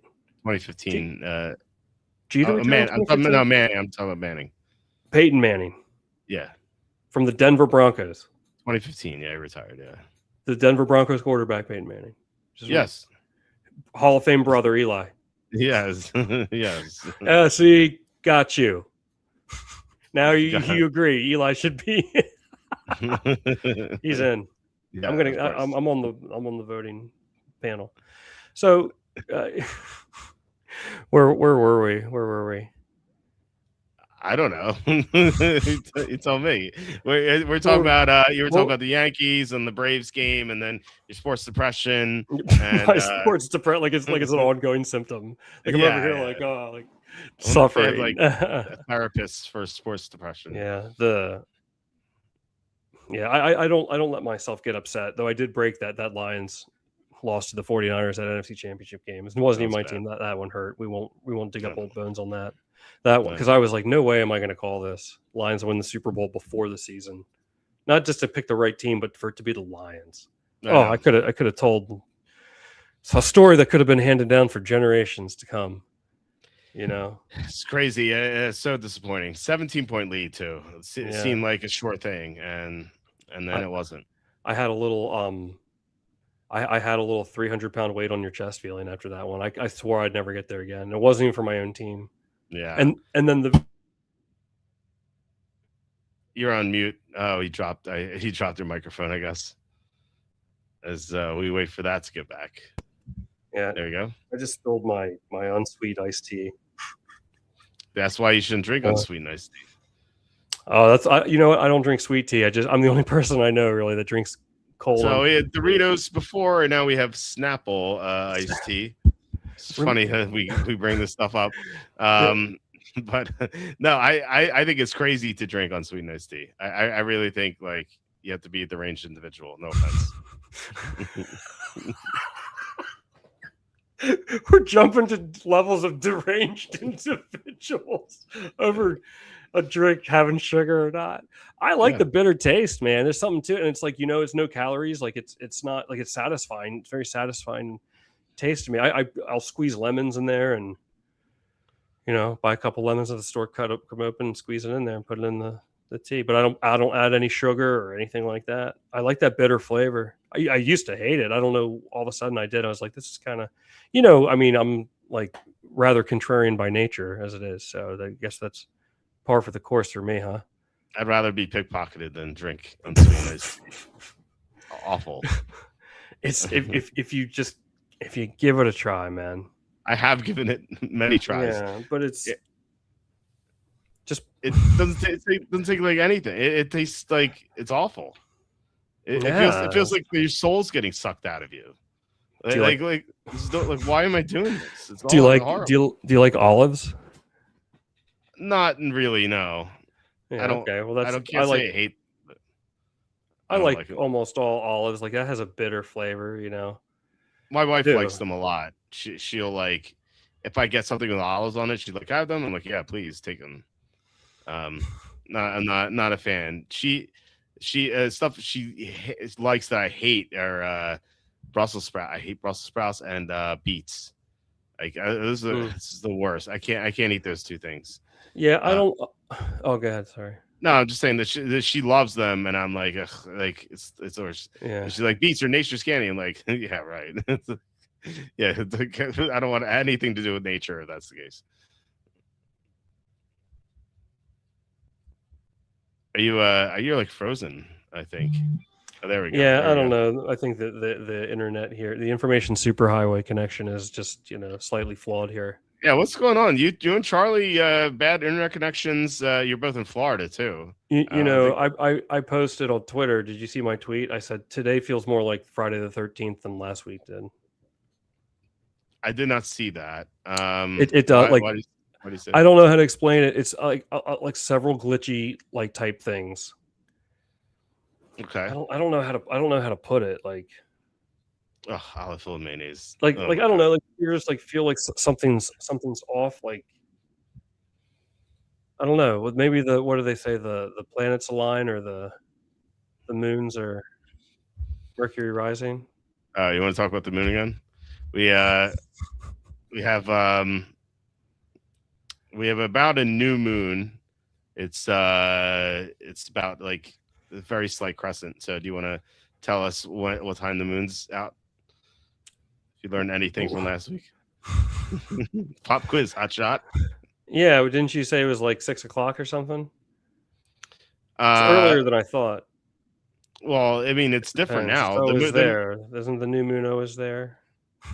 The new moon rises with the sun and it sets with the sun. That's why you can't see it. It's caught in the glare of the sun. In fact, there's only one time you could see the new moon, and I think I asked you last week. Let's see if you remember. When is that?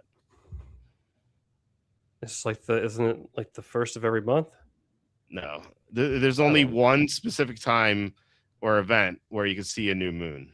Solar eclipse. Solar eclipse, yes. Okay, so I just need a little push. I remember now. Yeah. Sort of. Yeah. So like I said, the new moon, which is it's basically a new moon these days right now. It'll rise and set with the sun. Although I think it's like a very slight crescent at this point, so it rises a little bit later than the sun and sets a little bit later than the sun. But it was cloudy here today, so you couldn't see it. And I know this because my daughter always asks, "Daddy, where's the moon? Daddy, where's the moon?" And I have to tell her, if I say like, "Oh, it's too early for the moon to be out," she's like, "Aw," it's like she like really looks forward to seeing it. So I have to know these things as a father. Man, I don't know. You're really into the moon situation, I see. My kids are into it. You got to be into what your kids are into. You're a very knowledgeable individual. I like to read and watch this stuff. Would you rather would you sooner go to the moon or go to the bottom of the ocean? I thought you were going to say, would you rather go to the moon or a World Cup game? I think, and I'm sure you probably have to think about it. You probably think, easily moon. Like, come on, man. Like, bottom of the ocean, you don't know what the heck's down there. You're not going to subject yourself to the training and preparation it takes to become an astronaut. You're going to it's going to take away from you the sight. How are you going to do? You think you can do both? Same. That's like a lot of preparation too for that. It's a lot of preparation, and you're saying I have to do one or the other. Yeah, but you're also a strong swimmer, and I think it would take a lot less time to. Well, you won't be swimming if you're going to the bottom of the ocean. Okay, like in I don't know, in like a submarine or something. Well, no, okay, like one of those submarines are terrifying, I think. Yeah, I don't. Yeah, that's such a weird concept. It's like you have no idea what's out there. They rely on the sonar and shit. Yeah, it's crazy. I don't know. Then again, like space shuttles are sort of the same. You're like trapped in a small space, and like so many things could go wrong. And if they do, you die slow death. Like death is coming. It's both are horrifying to me. Yeah, well, true. What's so funny? It's like like when you're a little kid, you're like, well, what do you want to be when you grow up? Like like what's like a stock, like an astronaut. Mm-hmm. Like what's so funny? It's like you hear that, like that sounds cool as a kid, but you really don't take it into any consideration. Like once you get up there, it's like, and you're an astronaut, you have to go to work now. You're not just like up there floating around, like having a good old time. Like you have to be like pretty intelligent, at least on some. Oh level. Yeah, I told you. I told you last week. Again, this is like a rehash episode, but like this is like the clip episodes. Like, oh, remember what happened last week? It was the greatest hits episode. Yeah. Yeah. No, I told you. I wanted to be an astronaut when I was a kid, and I knew all about all the planets and everything. I could recite everything, and then all the moons too. But like when I got to college, it's like, what do we major in? I'm like, astronomy. Like actually, like entered my thought process. It's like maybe I should be an astronaut. And then I saw that you had to like do a lot of calculus, and like, oh, after this, I always like really good at math, up until calculus, and the calculus changed everything. It's like this is not math anymore, but it's like this still the next step after algebra 2, and so it was awful, it was absolutely awful. Trigonometry, I guess, is after algebra 2, and then calculus. I was great at those. I was great at algebra 2, trigonometry. I got A's in all those classes. And I get to calculus. I took it twice. I took it senior year of high school and freshman year of college. For Calc 1 is not bad. Calc 2 was a nightmare. Calc 3 was complete disaster. So I just didn't want to do any math after that. That's very impressive. I had to take calculus in college, and I transferred to the school where I took calculus, and I don't know what, like, of all like the very few things that actually did transfer over, some random math like satisfied a pre-calculus prerequisite. So I was in a calculus class. I never took pre-calc, Okay. and so you don't know true horror until, because remember in the textbook, the math textbooks, it was like standard to have the odd number problems. The answers were in the back, so you could check your work, and then like the even ones were kind of like for your own practice to figure out without like doing yourself a disservice and like maybe cheating and looking at the answer. Yeah. I had to work really hard at it, like, because I bombed. Like, they dropped the lowest exam. I bombed the first one, and then like the second one I failed, but like I think I had like a 58. I was like 2 points away from a D, and then I had like a sit down with myself, and I was like, you need to pass this class. Like, you can't get around it. You have to do it. And I was just like nonstop, like in the professor's office twice a week for all the office hours with the tutors, like pulling an all-nighter, practice. And I ended up getting a B in the class. The next exam I got a 98 or 97. Wow. I remember. Nice. But you don't know true fear, man, until like you're doing that homework. Because I started to get the hang of it, of course, But like I'm doing the problem, and I'm like, I think this is the answer. I don't know what I have here. And I look in the back of the book. I have no idea how I arrived in the answer. I look in the back of the book, and it's correct. That's true terror, man. Because it's just like, what am I even doing? Like, because I was just like, do I stop? Or I did that many, many times. It's like, I have no idea how I came to this answer. It's correct. Oh my God. It's scary. Because it's like, you really, that was terrifying. Because like, I didn't want to have to like, delay my progress and like graduation by a semester because I need to make this pre-rec, Elmer Fudd pre-rec. Oh my God, I was tripping, man. But it was a really character building time for me though, because I was just like, damn, like if I can do that, like if you would have told me like 5 to 8 years prior or back that I was going to take calculus and get a B, I'd be like, you're dreaming, man. I'm not that smart. So it was a good, life lesson for me to, gain a little bit of resiliency. So, and it's just like, well, hell, like if I figured that out, like I could probably figure out a lot of other things that I feel like I can't figure out. Yeah. So it was a good experience. But that was a tough semester too. I had like a 4-credit biology class, financial accounting, macroeconomics, and oceanography. I was running around. I was a scholar. So you weren't like me taking jogging and basketball classes. No, I didn't get to take any cool classes like that. But yeah, that was a lot of fun. Like Russian history, where I showed up half hour late every day, and my sister was in the class. I showed up drunk. I showed up drunk to the final. got 84. Man, Penn State. You have, I'm sure, classes at the Forum. Not too many. I know a lot of people who did. I only had a couple. Yeah, that's a lot of people. I remember I took college algebra. I got a C. I didn't attend a single class. I just did the homework every week. I would walk in on Wednesday when it was due and hand it in, and then freaking wing it. They didn't take attendance. Yeah, and just wing it. And I got lucky. I got a C. I was like, I haven't been here in 2 months. Like, where is the final happening? Because I don't have a clue. Oh my God. Yeah. You ever have that dream? A lot of people have it where you're taking a class and you don't know, like you don't know if you're like passing or not.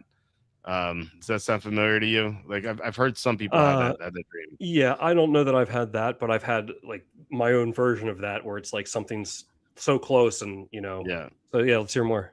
It's basically like I have to take a final in the class, but like I haven't gone to that class in a while, and I have no idea what's going to be on the final, and I need to pass to graduate, and I kind of like freaking out because I'm not going to graduate.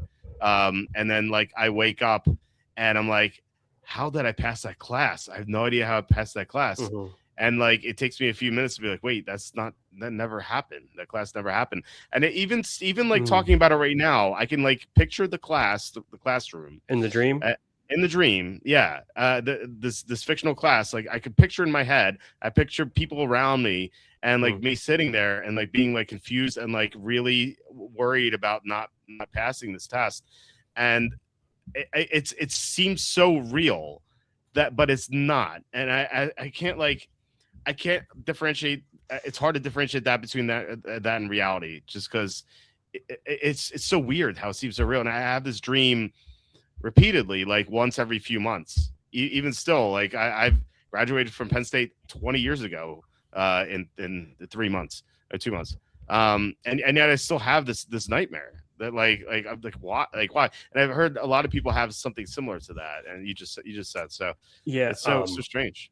My my uncle, he did, I think, 23 years in the Air Force, active duty. So so he got a pension, and he told me, after he got out, he would Mhm. have dreams that, like, the day before he was supposed to be getting out and getting his pension, they drug tested him and he failed, and he got Yeah. kicked out without his. He said he had that dream a lot afterwards. That's That's that's terrifying. It yeah. really is. Yeah. That's But crazy. he said it was like, it was recurring, Yeah.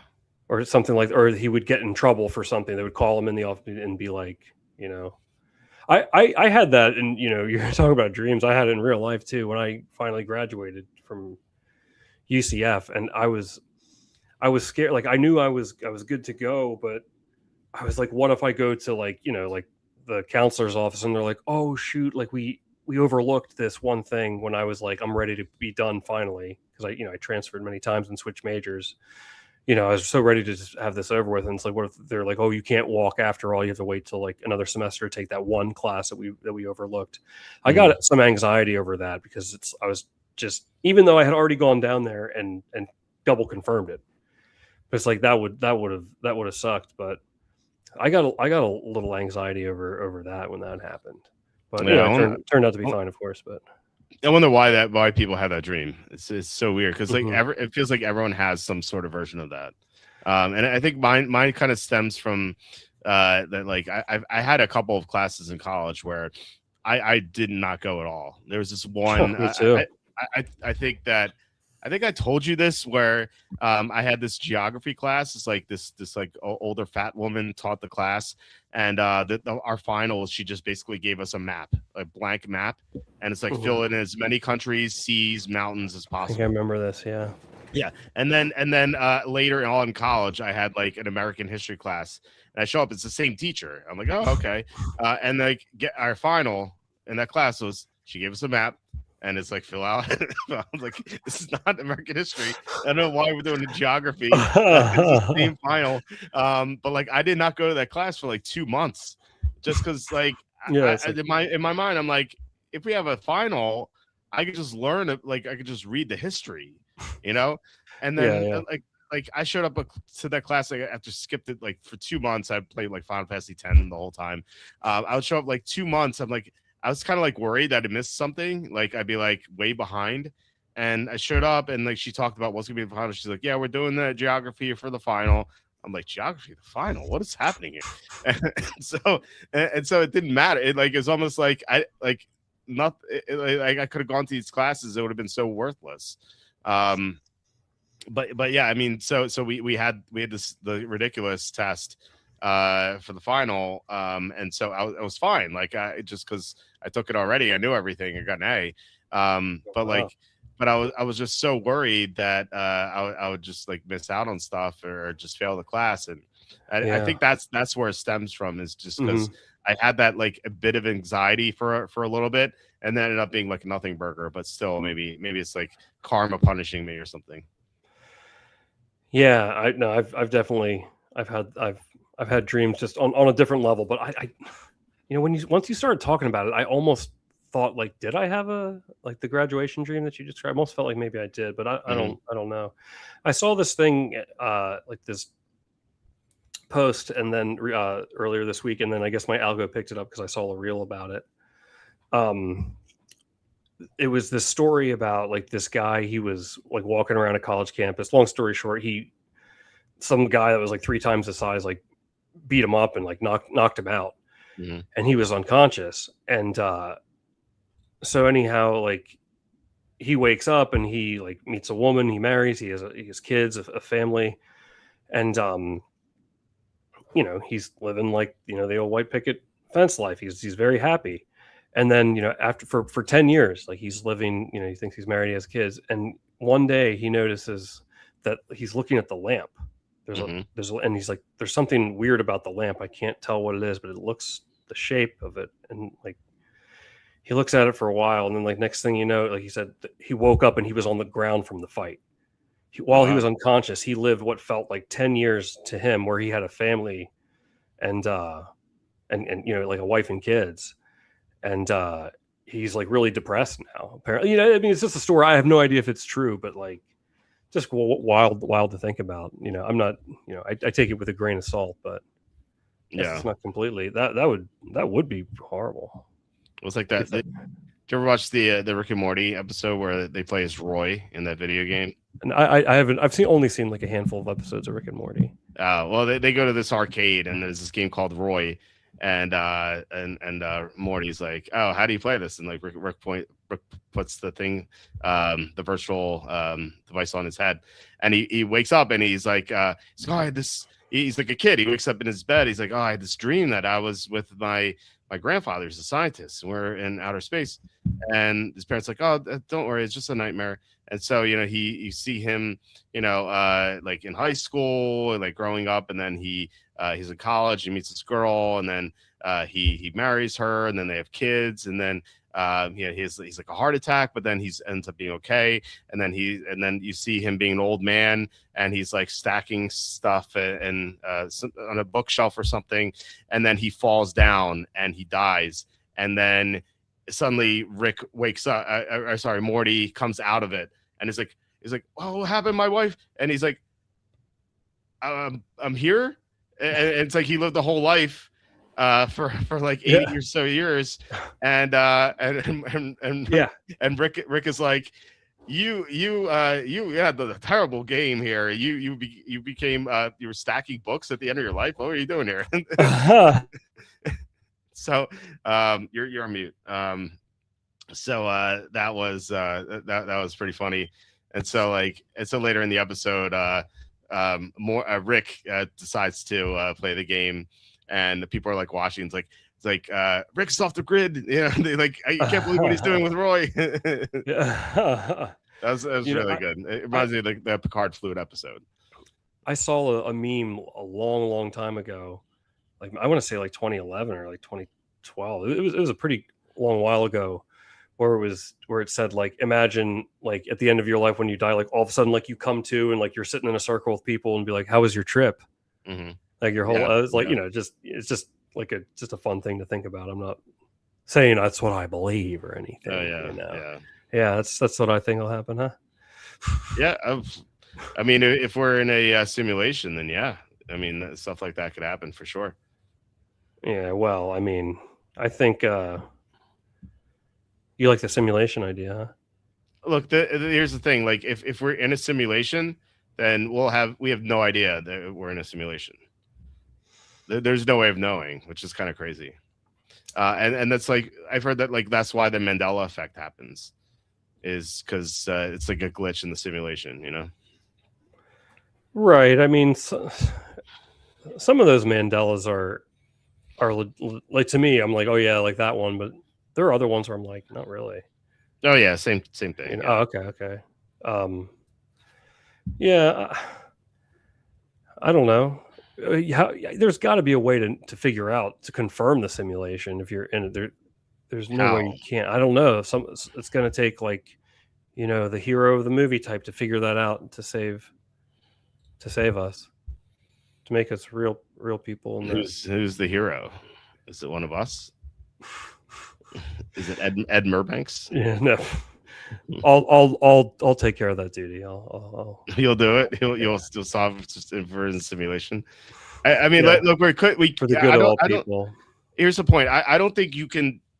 I don't think there's a way you can prove that we're not at this point. I don't know. Maybe you can, but like, how do you prove that we're not in a simulation?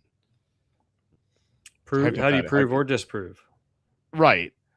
That's what I'm saying. But like, hypothetically, how do you prove that you're not? As I feel like that would be easier than proving. I don't know. You I'm not sure. know, in that same spirit, let me tell you something that I always think is interesting. And I'm not expressing a degree of like uncertainty, but let's take dinosaurs for example. You know, like archaeologists, like these dinosaurs were around 500 million years ago, and it's like Mhm. you could tell me they were around like 5,000 years ago. I wouldn't know any better. I No. mean, I would hope that I can believe in their scientific process to come to that determination and conclusion. Mhm. So, like, I'm sure there was a lot of thought that went into that, but it's like you could tell me 30,000 years. Well, it's not like I'm over here with an answer key. Like, you could tell me anything. Yeah. My brother said he once heard this guy screaming about what do you say? He's like that, like the government's lying to you, like the dinosaurs never existed, or so. I can't remember. Yeah, That's a little silly. you know, on a completely unrelated topic, do you remember who Matthew Lesko is? Have I brought him up to you before? He's the No. guy, like in the 90s, he used to do those like brief like infomercials. He was dressed in like the Riddler costume. And it's Yeah. like Oh yeah. the Yeah. 10 Yeah. Yeah. secrets, like Yeah. to like loopholes for the IRS. He's like, the government doesn't want you to know this. Like he's like a man ahead of his time. Yeah. Can Yeah. you I remember that guy. search up a picture of Matthew Lesko if you don't mind? The Yeah. people deserve to see. Yeah, I remember. I know the guy. I just didn't know the name Matthew Lesko. Yeah. Oh, that's a very modern look. The free money guy. Yeah, the free money. Mhm. The government doesn't want you to know about this. He's like just going on. He's like on like the steps of Congress, like doing it. Yeah. Yeah. It's all thievery. Is this comments from way back, but Federal Reserve pickpockets me every day. That's everyone pickpockets everyone. They steal our buying power every day. They print $540 million every single day on average, and there's no sustaining that. Maybe that's what this guy was talking about, and we're just too young to realize. Yeah, he was ahead of his time. Maybe. Did you follow the Lesko method, Matthew Lesko method? I don't know what it was. I just remember he was like, "There's free money. The government does." Like, yeah, he was a pioneer, man, and he was ahead of his time. Yeah. Do you remember around the same time frame?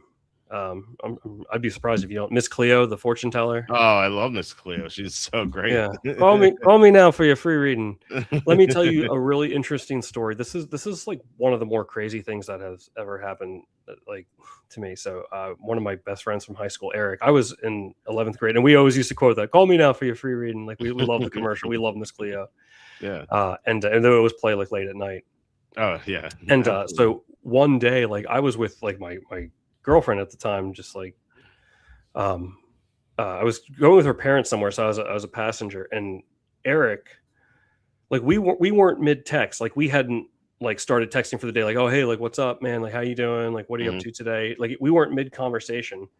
We both texted each other just like out of the blue the exact same thing at the exact same time, and that text was, call me now for your free reading, with the same spelling of reading without the G. That's but awesome. like I remember, like, we were texting, we were like, wait, what just happened? Because I was like, I thought it got rejected, because as soon as I sent it, and this is 03, so phones were, it was like those Motorola's.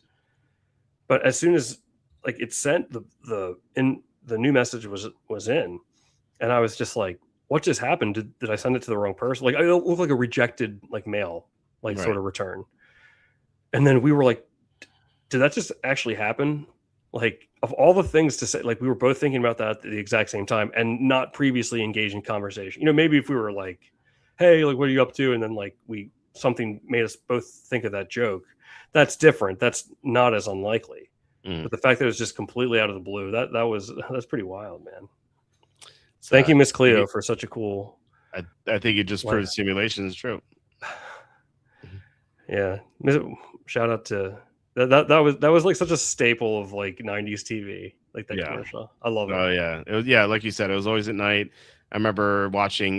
Remember the show Undressed? I don't know if you ever watched it. MTV's Undressed. MTV's Undressed. There used to be this Cleo used to be all the time on this. That's right. Yeah, it's so good. I love that show. It's great.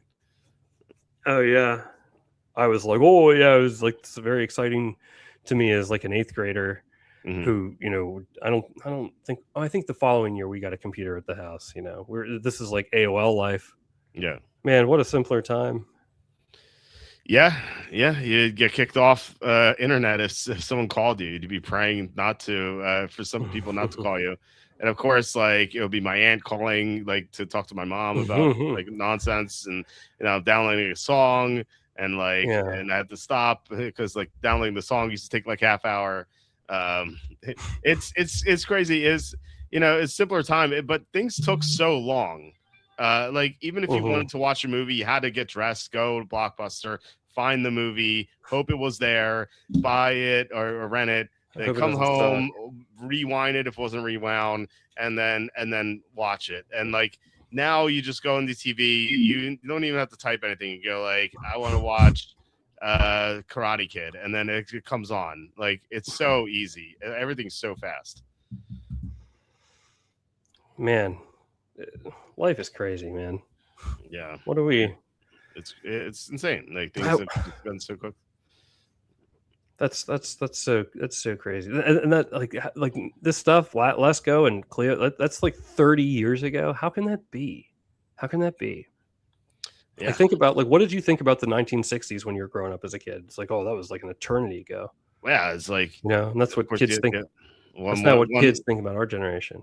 Yeah. I mean, really. I mean, it's like you had 112263, and then MLK's assassination, and you had Vietnam, and it's really crazy how we think of these things. And I mean, for anyone listening who's alive back then, you're like, oh, that must have been, it's still like almost like yesterday. But for us, it's like, yeah, that happened so long before we were born. But really, it's the difference between now and the '90s, which is kind of insane to think how quickly that's gone. And like in the '90s, we had a show called That '70s Show. Yeah. Like right now, it would be the same thing. It would be like that '06 show. It's like people listening to like Eminem, That '06 show. yeah, That's oh my god, man. That's weird to think about when you put that it that really way. is what it is. And like, Yeah. how would you even have a show about the aughts? Like, there is, I feel like it was like undefined that decade. It's funny you say that, and I know someone could probably easily rebuke me who's further immersed in these social matters, but I agree. Like I could see some like iconic and memorable things from like that decade and be like, okay, yeah, like that. But like, I agree. It's not like, I don't know, like the '90s and on so many levels was just iconic to me. Every From the decade was sports to the iconic. music to the way we receive our media, and it's yeah. I can name a decade in the last century. If I name the '80s, you can picture it. I can even when we were alive, I can name the '70s. You can picture it. Like disco, and and everything like that. I could, if I name the tens. If I say what happened in the tens, you're like, I don't know. It's like it's the same thing. It feels like everything just got homogenized with the internet, and I think that's what it was. It just feels it just feels like there's no culture anymore at all. And it's very strange. Like I don't know, like it's because I feel like growing up now, people like the stuff that we used to like. I heard Tim Pool mention this example. Like if you go to Hot Topic, like in the front and center, they'll have Nightmare Before Christmas. Yeah, That's from the '90s. Like why are they featuring a movie from 30 years ago? Like why aren't they doing stuff now? Because there is no stuff from now. yeah. Like what are people into now? I don't know. Like what are people? My nieces and nephews say 6, 7. Like I don't even know if that's cool anymore. Actually, I was at a birthday party on Saturday. It was a 1-year-old birthday party, but I was talking to this woman my age, and she had her 12-year-old daughter was sitting there, and we were having a similar conversation. I'm like, yeah, the 6, 7 stuff. I don't even know what it is. And she's like, yeah, I don't know either. And her daughter's like, oh, people don't say that anymore. I'm like, wow, that's already gone. Wow. I know. Yeah, remember when we'd be like, oh, that's the bomb. The bomb. Yeah, You mentioned. Remember Fat, PHAT? Oh yeah, PHAT. That's right. Yeah, man. Yeah. Yeah. It's so weird. Yeah, that's the And bomb. Everyone was saying it was the bomb. the bomb diggity. Oh yeah. No diggity, no doubt. We had the Macarena, you know. Oh, Macarena, yeah. Jeez. There's a lot of weird stuff back then. Spice Girls. Spice. Oh, we love the Spice Girls here. Yeah. We sure do. Yeah, they're hot. They're all hot, you know. Hard not to love them. Yeah. So. They have some good, you know, some timeless iconic hits. Wannabe is a timeless. I could probably say top 5 most recognizable songs of the 90s. I can't even recognize it right now. You would know it. If I heard it, yes, probably. Yeah. I couldn't tell you any lyrics from it right now. Tell me what I want, what I really, really want. So tell me what you want, what you really want. Okay, I can't believe this is what I've been reduced to. Singing Spice Girls, iconic Spice Girls hits on the Walter Football After Dark show. This is what I've become. Yeah, now I remember. I never liked that song. I always thought that song was like pretty mediocre. And in fact, like I thought they were just not good singers. It's just like they were. It was more about everything, all the production with them, and look for what it was. These aren't, you know. They're not like out here writing like musical masterpieces here. These are, you know, I don't mean this to sound like pejorative, like in a pejorative context, but these are like manufactured pop hits. But for what they are, like they're good. Like, but that song, like whether you like it or not, it's definitely. I think a lot of people would agree that's like one of the most recognizable songs. Oh yeah. From the 90s, and they had some other good ones. Like, you know, again, for what it was, like it. You know, I used to talk about this. Like, it came up on my stream a couple times when I used to stream video games. But like, remember the Backstreet Boys and NSYNC? What a freaking genius business model! Oh yeah, what a genius business model! I think 98 Degrees. My friend Heather loved 98 Degrees. Nick Lachey. There wasn't. I mean, what would you say the target market was? Like females, teenage girls, like probably like teenage girls to like 35. Not even. Every girl in school loved NSYNC and the Backstreet Boys. It was in school. It was middle school, high school girls, maybe college, but I think that's probably a little too old. Yeah. But yeah, that girl Heather I told you about. It was I remember I was a senior, she was a junior in high school, and like we hung out sometimes because we were both on the swim team, and like she would like obsess her AOL screen name was 98 Degrees. Like it's spelled like a little bit differently, but Nick Lachey. She loved Nick Lachey so much. Oh, yeah. And like she would be like, "Oh, 98 Degrees, so much better in Backstreet and NSYNC." You know, she really got into it. And she's just a 17-year-old, almost an adult back then. You know, so I feel like that's what it is. And Evan Daniel, who's you know he is he told me he took his wife to see Backstreet Boys at the Sphere in Las Vegas, and he's like, yeah, I expected to see younger people there, but it was all 30, 40-year-old women. Wow. And I'm like, yeah, because they were the teenagers in high school back when they came out, and so now it's the millennial crowd that loves that stuff. But again, I'll ask you, like, you know, we know what the kids like back then. Like with the Backstreet Boys, and they still do, despite being grown adults now. But like kids these days, what are they even listening to? I have no idea. I mean, my kids are 4 and 2, so they're not into like the culture scene or anything. But I couldn't name a single thing that's going on right now. And I'm sure adults knew back then the Backstreet Boys and the Spice Girls, like they were iconic. But like right now, it's 6-7 nonsense that's not even being said anymore. Like I don't know, there's like nothing going on these days. It's weird. I mean, I don't know. I usually I just kind of set my Spotify to like random, like I'll just try to find like calming or like chill or electronic music and just kind of see what comes up, and I find, but like I don't really, I'm out of touch on that in a way too. Like I don't really know who like the huge artists are. I guess Taylor Swift. Yeah, I guess that's the easy answer. I don't know. I mean, yeah, it's weird. It's weird with Taylor Swift. And there are people who like her songs, but there are also people who just don't like her at all. So I think her music's good. I remember like when that hype really started pouring in, I was like, why? Like I think she's fine. I think it's good, but like I think she's like a slightly above average musician. Yeah, it's fine. I don't dislike it by any stretch, but it's like I was just very I was very surprised to see like the magnitude of the Well, popularity. all of her songs sound the same though. Like they all feel like the same. To me, I don't know. Maybe I'm wrong, but like I called it I compared it to Meatloaf in the past. Not the singer, the food.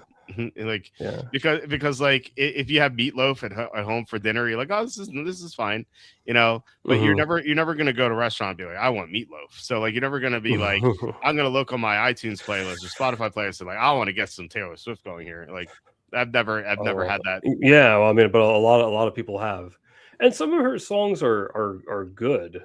I just think people act like it's the greatest thing like in the world, and I'm just kind of surprised by that. I'm not trying to hate or discredit because again, I think her music's fine. I think it's good, but I remember how shocked I was. I was like, wow, I can't believe it's this popular. But good for her. Hey, you know, I'm not trying to hate on anybody. I'm trying to be, you know, more positive in the in this year 2026. That's Walter, nice, I want to be the next Matthew Lesko.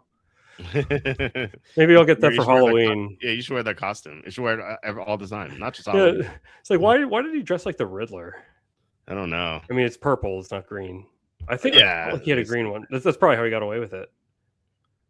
Maybe. I mean, is it copyright infringement if you wear that outfit? Yeah, Joel Schumacher sued him. Jim Carrey, yeah, too. Did he really? No. Well, I don't know. I just made that up on the spot. Okay. I don't know how you could sue. I mean, you could sue for. I mean, I don't know how you win that lawsuit. If you're dressing like a character, there's no like you're not infringing on anything. I guess. I mean, well, maybe you're on a book. If you put yourself on the book cover, I could see that. I guess. Yeah, I mean, I guess right, but if you're just wearing it out, like you know, then yeah, there's got to be I mean, there's definitely copyright infringement that are too specific for me to know or even get into at the moment. But yeah, there's definitely something. What else? I'm looking down my list. I remember when I first started doing the show with you, I used to like try to hide it that like I had a list in front of me, and I was like, that's so stupid. Why did I wanted to look like I was like prepared? You have a list of what? Just like topics to bring up. Oh, okay. Yeah, I'm just swinging it here. Yeah. Hey, have you? You know how on Facebook, like it'll give you a notification every day. I mean, should you desire to set it up that way of like birthdays, like, hey, it's so and so's birthday. It's a good way to like remember people, you know. Yeah, people's birthdays. So I got to ask you a question. Have you ever unfriended anybody on your birthday? On their birthday, I mean. Have you ever unfriended anybody on their birthday? I've never unfriended anyone. I've unfriended people on their birthday. What? Because what? it's like I didn't even realize I was still friends with this person. I was like, What is the thought process behind unfriending someone? I'd like to know. Like, why do you do it? Because it's just like weird. Like I really don't know like them or anything about them. Like they're like but might as well be complete strangers. Like truly. But why like why go through the effort? Why go through the effort? For comic value. I don't buy it. I like what comic value? Who's laughing from it? They probably don't even notice. No, I know. That's the joke. Yeah, it's just something stupid like it came up with. I never understood that in blocking. Yeah, people. Yeah. You don't. I know you're anti-blocking. Well, you're anti-blocking, so you're pro not blocking. I'm not. Wait, which is it? Anti not blocking or pro blocking? No. I'm just messing with you. Sorry. I just feel like I think blocking is an emotional response where it's kind of like it's like a teenage girl, like I don't want to talk to you, I'm blocking you. Yeah, that's what I picture from like people blocking people. I just don't have this sort of emotion. Like I just don't care. Like I don't.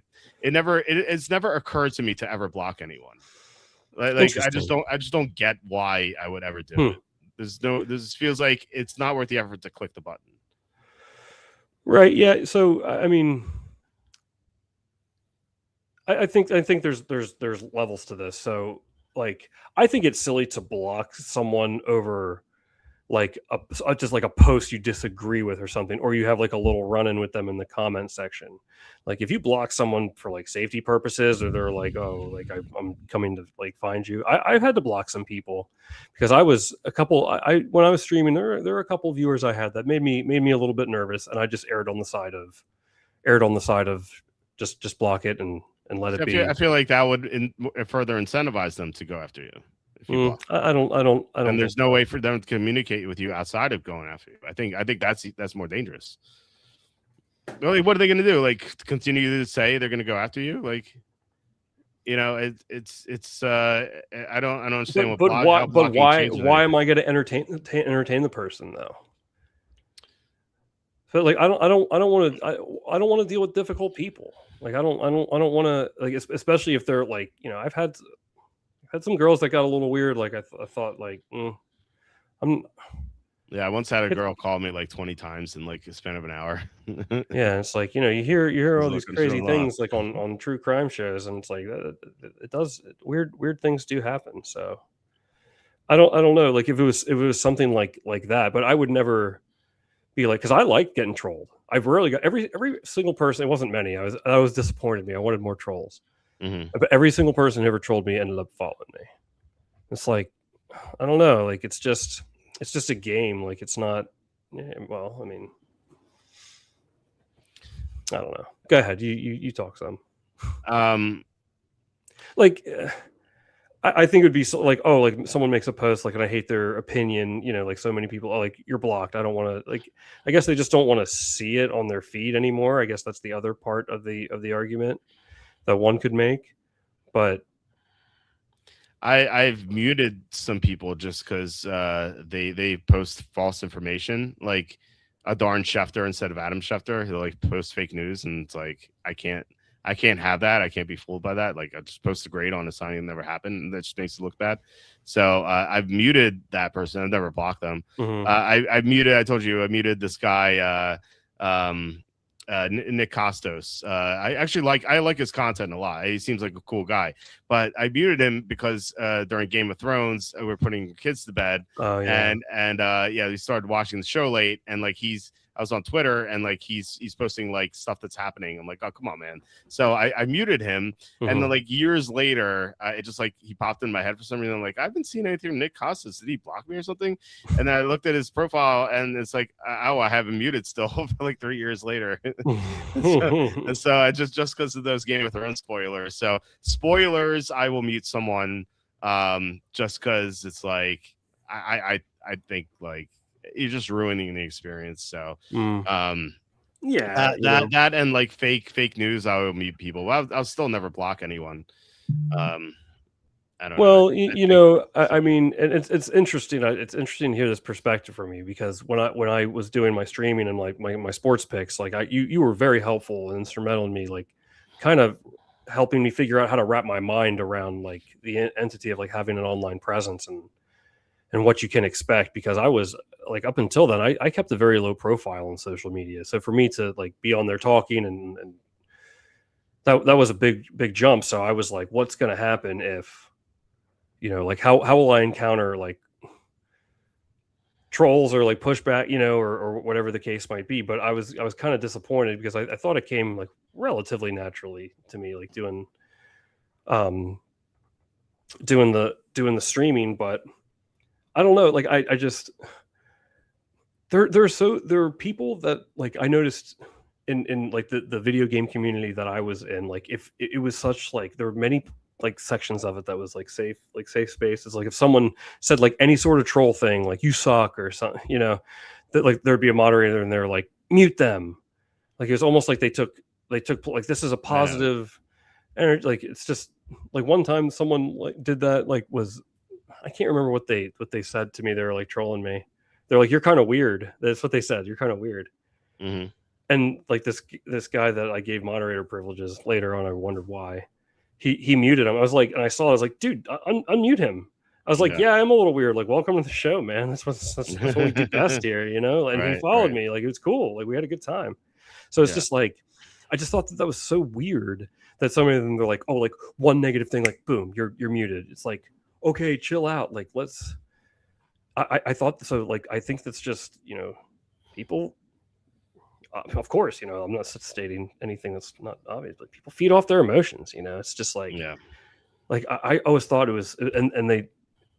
I remember one time, like, I can't remember what it was that was said, but one of the other moderators said to the other, it's like, oh, like, get him.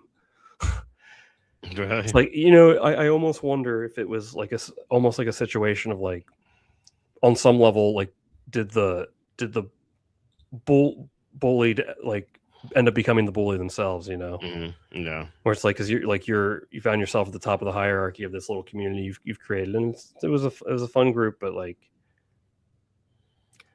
I don't know, it's streaming is a weird world, but like, I thought I navigated it really really well, and a lot of it was in thanks to you, because I was, I always thought, like, what if someone came in and was just like, oh, like, Quack, he's an asshole, like, I know him, I don't know why that would happen, but Oh no, the horror. Some yeah, rando no, but somebody with but an I just kind of thought, because see, like, I don't know, I approach it very differently from you, but that's why I really appreciate your perspective, because like, Yeah. I don't want to deal with any of the stuff like that you engage in. Oh my So god, I like, love it. The Benjamin Albright. I can't believe yeah, this guy. First of all, he blocks me and then unblocks me to reply to me, and then reblocks me so I won't reply back. Like, how much of a loser can he be? Like, are you kidding me? yeah, it's so weird. Yeah, well, And but then it's like I called you out on, you're mad because I called you out on a story you broke a few years ago. I'm like, I don't break stories. Like, the only story I broke was a few months ago with Vikings calling the Bengals for Joe Burrow. That's yeah, the only story I've ever broken. So like, you're obviously making stuff up here. yeah. Like, the thing about that, like, I don't know. For me, like, I just don't like to engage that way. Like, it's just like, I don't know. I feel like it doesn't solve much. So like, I don't. It's just never really something I ever did. But Yeah. no one ever. I don't know why I thought like someone would be like, oh, he's the worst. He's actually a terrible person or something. Because at the end of the day, it's like, my friends and my family, like, they know who my true friends and my family, like, they know who I am as a person. Yeah. They're not gonna read that and be like, oh wow, I guess he is really awful. Mhm. But like, these were just like part of it. As I was new to the online presence, like, I guess most people have to go through it at some point. That was just at the beginning, but it was good. You ever have like, I haven't ever really noticed it on the show, like the our show here, Mhm. but like, you ever have people that like overshare or like make things like really awkward? I've had that a couple times, and it's, Overshare? No. yeah, like, one time, I like, people like overshare their personal lives and stuff in the comments, like, during stream. One time I had, I can't recall something like that happening. No. yeah, I remember this one time, and this, hey, and if true, it's very sad. This, one of the viewers, she was like, it was a newer viewer, and like, I guess she kind of felt comfortable there, and she was talking about like her childhood, and she wrote like, "Mom never loved me," and I was like, what do I say? Like, sounds like this person is like looking for like someone to reach out to, but like, I'm not going to like shift the whole, mood of the stream. Like, it's kind of, well, I'm sorry that if that's true, like, that's sad, but like, Yeah. it's also an inappropriate time, and I don't mean any disrespect by that, but it's just like, but like, I just addressed, I was like, oh, I'm sorry to hear that, like, we're happy to have you here or something, and just like, and then moved on, but it's Yeah. like that, and other adjacent situations, like when you're live, like, you have to, you adapt, just like you would with anything else, and you improve at talking on the fly. Yeah. Yeah. Yeah, I mean, you definitely get used to it. Yeah, no, it's weird. I've never had anyone do that to me. Maybe I'm more off-putting than you. It seems like you care more than I do. I don't know. I just try to troll people all the time. I don't know. Yeah. I actually do care, but I put on this facade that I don't care about anything. I care about a couple things, not A nothing. couple things. Yeah, yeah. A couple things. Nice. Okay, well, that's partial, partial credit. Yes. Shoot, what else did I have for you here? What was I gonna? Oh, yeah, did I was thinking about this. When I was at UCF, did I tell you this story about the UCF professor that accused the class of cheating, or a large number he determined through statistical variance? Basically, it's on YouTube, and this professor just stands up and says someone got a hold of the test bank, like there was like a mass scheme of cheating, so he made everyone retake it. Okay. And he was like, if you're one of the ones that cheated, if you come forward, man, what a way to, like, are you going to call the bluff? It's like, if you cheated and you did, come forward, and then you'll be without penalty. Oh God. Yeah. And so, it's so funny. So everyone had to retake it. So imagine you got an A, how mad you'd be. But imagine you failed it. Like, you ran out of time and didn't study. You're like, oh, that's awesome. Yeah. Right. But people, like, I finished school, in UCF in 2018, and it's so easy to, well, I don't want to make a generalization, but it's so easy to cheat, like with the advancement of technology and how the material is issued. Like what was the I'm trying to think of it. It was one of the hardest classes I ever took. It was like a combination of statistics and calculus. So 20% of the final grade were the online quizzes. 30% of the final grade was the final exam, and the other 50% was the exams throughout the semester. So after the first quiz, we went back to class the next day, and the teacher said, okay, like, I see what you all did. Like, we're gonna make a change here on the syllabus, because people were getting the answers from other people. It's like a 10-question quiz, and they're getting the answers from someone who took it first and going bing bing bing bing bing bing bing. Oh bing, yeah, bing, you bing. mentioned that they answered the questions like super quickly. Yeah. It's like, how did you not only did you read all these questions, but also get 100 in a matter of like 12 seconds, like 17 seconds? It's not possible. So what the professor did, he's like, oh, the quizzes are now worth 10% of the final of your total grade, and he made the final 40%. Yeah. I was like, you freaking, like, that's Bush League, man. You freaking imbeciles. Like, if you're gonna do that, like, you just wait the clock out. Just wait the clock out on the time quiz. Are you dense?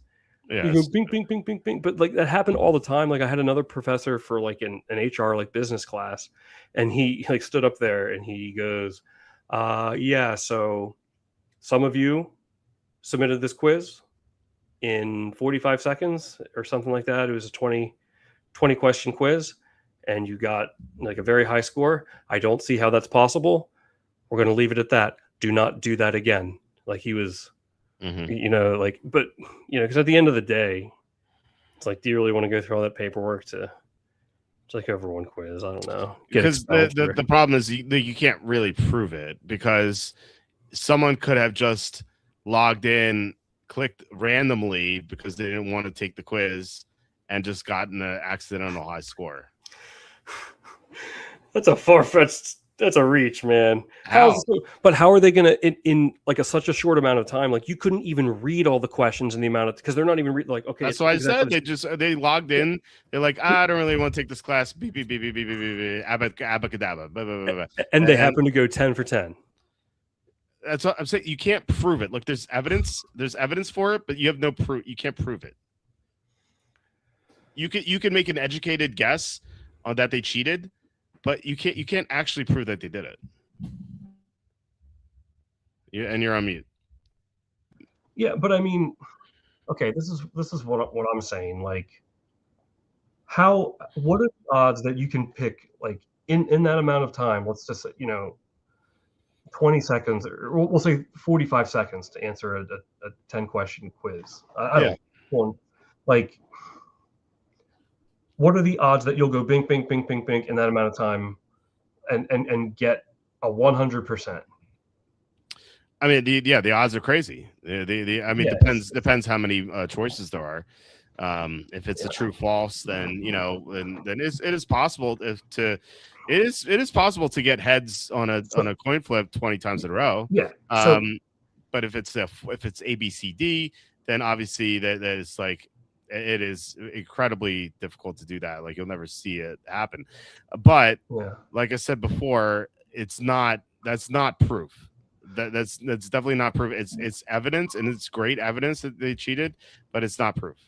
Okay, well, I'll counter with this. When there's a relatively large statistical outlier for number of people in the class that are doing it at that time, Yeah. that would do. I mean, I guess maybe you're right. Like maybe they can't actually like 100% prove it, but I mean, Yeah. you could probably get these kids to crack if you really wanted to like get them. Sure. Yeah, and But nobody wants to that's do why that. he wanted people to step forward. That's exactly why. Because you can't go around suspending people or expelling people for this because it's not proof. But if you have people step forward and point fingers at people, then suddenly you have then you can actually do that. Yeah, I don't know. I mean, it's especially now. I mean, how do you not use Chat GPT now? Like at college, I guess they have like detectors. I heard that what some people are doing is like they'll give they'll give like a document or something because like people they'll get like this document and then they'll put it into ChatGPT and then they'll get the answers or something. Like they'll put it like in white text that you can see like this is AI. And like this is it'll show up that way. So there are detectors to that and teachers can input the stuff that's submitted into ChatGPT and say what are the odds that this is AI. But again, like unless it's something blatant like that where like you have the blank white text, you can't. That's something you can't prove either. So it's really difficult to prove someone's a cheater without like them actually saying it. Yeah, but I think you could get them to crack pretty easily if you even needed to. The statistical, yeah, I mean, I guess you can't expel like what are you going to expel all like it was apparently a large number of students in the class. Yeah. What are you going to expel every one of them? Just redo it and don't do it again. I guess I don't know. That's bad for the schools. I don't know I'm glad I don't have to take any more exams, man. I remember my last semester when I graduated. I took my last semester our capstone class, strategic management. That was a tough class. Yeah. We had to do all these presentations. We had to U-Break iFix. You know that the cell phone repair company. Do you have them up there? No. It's called U-Break iFix. It's like it's a smaller chain down here, like electronics repair. So like they were our company, like it was a semester long project. We had to come up with like a new idea for them to utilize, Yeah. So we wrote like this 30-page paper and we did this presentation. And I remember there was like a lecture section of it, which I never went to. But that was like the information for the midterm. I don't know how I pulled this off, man, but I got like an 86 on that midterm. I do not know how because I didn't show up. Really. But like the group, the lab portion, because we were supposed to meet twice a week, but you weren't required to go to the lecture because you could watch it like the recording of it. Okay. But like the lab, you did have to go to because you were with your groups and everything. So anyhow, once I got that 86 or whatever on the midterm, I was like, no freaking way. Like I'm home free now because we were getting A's on all the presentations. That's my wheelhouse. I love to talk, Yeah. So like we got an A on the final. It was all looking good. And then I had, I was so ready to graduate. Like I told you, I was worried. What if there was like, oh, we've overlooked this class? I was so happy. Everything was ready to go. I had my last final for strategic management. And I like got my materials open to start studying. And this is the last final. I'm done. I'm home free. And I sat there and I thought, hang on a second. I was like, what? I have an A in this class. Like, what do I'm getting ready to like study for like several hours. I was like, what would happen if I got a 0 on this final? And it turns out that I would have had a B. And I was like, I shut my material. I was like, I'm going in blind. I'm going in completely blind. Because I was like, why? I'm done. Well, that's why I showed up to that drunk to that one final. It's because like I knew first of all, I didn't need it to graduate. I needed it to be a full-time student. And I was like, my sister's taking it, so I might as well go in. And I had enough good grades where I'm like, if I get an F, I still pass like a C-. So like, I just don't care, Yeah. So I went in blind. Yeah. I got a 50 after the curve. Oh, really? And I finished with a B+. I couldn't have cared less, but I did laugh at that. Why am I going to sit there and waste 3-4 hours for what? For why? Ricky Waters. Yeah. For what? Yeah. Seriously though, what's that going to do for me? It can't change anything. I'm getting my diploma in like 3 days. Yeah. I was so ready to be done. I'm not wasting 3 hours. I Yeah. mean, I Well, could have taken like a noble stance, like I'll finish strong, and yeah, it's out. I'm gonna go home and play video games. oh yeah. It's but as soon as I realized that, I was so happy. I was like, yeah, I can't lose here.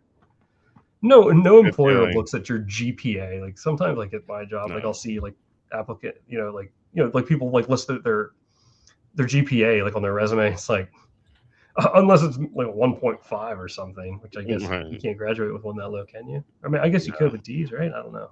I don't know anything. My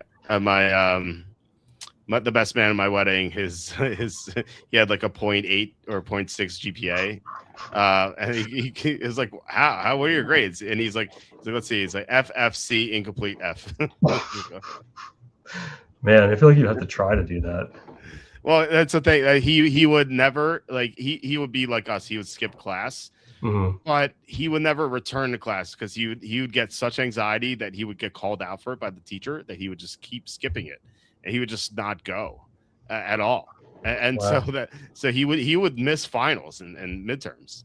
Like Wow. yeah, Oh, so that's how he got those Fs. that's horrible. I know. Oh my gosh.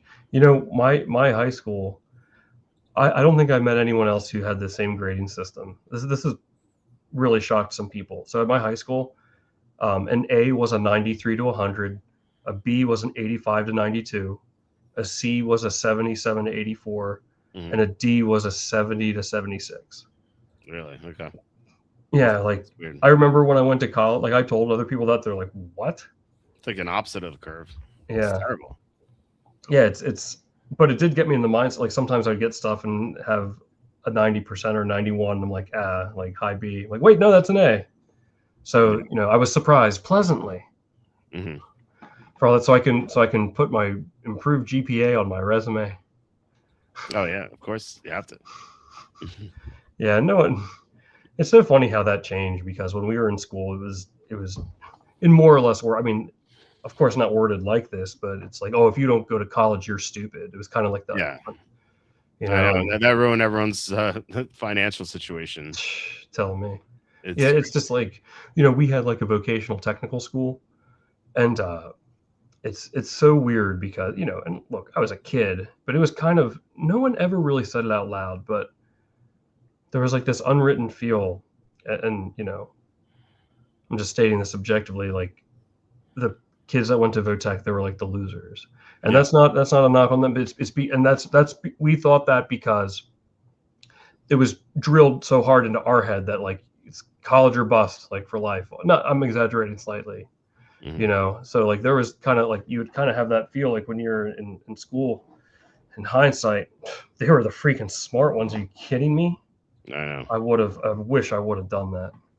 Yeah. So, it's like, oh, you got to go to college and you got to know what you're going to do when you're 18. It really pays to think outside the box and not just conform to what people expect of you. Yeah. So, and that's been my life. I could have taken a 9-to-5 job, but I ran my website for a living for almost 20 years now. So it's worked for me. I don't know. That's great. Have you ever thought like you would ever do you ever think you'll work another job? No, I don't think I can. I don't think I could work for anyone. You can work for me. Eyes on the ground team. Yeah, well, no, I get that. You don't want to, like, maybe when you're like older and you don't want to be so busy, you just want to watch the games. Maybe you work at the drive-through at Burger King just to keep you busy. But I have my website to keep me busy. Yeah, but maybe you're like, you know what? I just want to relax and enjoy the game. I don't want to write. Maybe you'll do the occasional tweet or something. You don't think that day will come? No, I imagine when I'm old, I will do less for the website. Like I won't like go crazy with it like I do now. But I will always I unless I sell it, I can't imagine not working on this. Like what I do. It's what people call me. When I worked at the mortgage company, I'd come home and do the website. In college, when I'd come over for class, I didn't do homework. I worked on my website. Yeah, Like yeah. I've always done it. I wouldn't know what to do if I didn't work on my website. I've gotten offers to sell it before.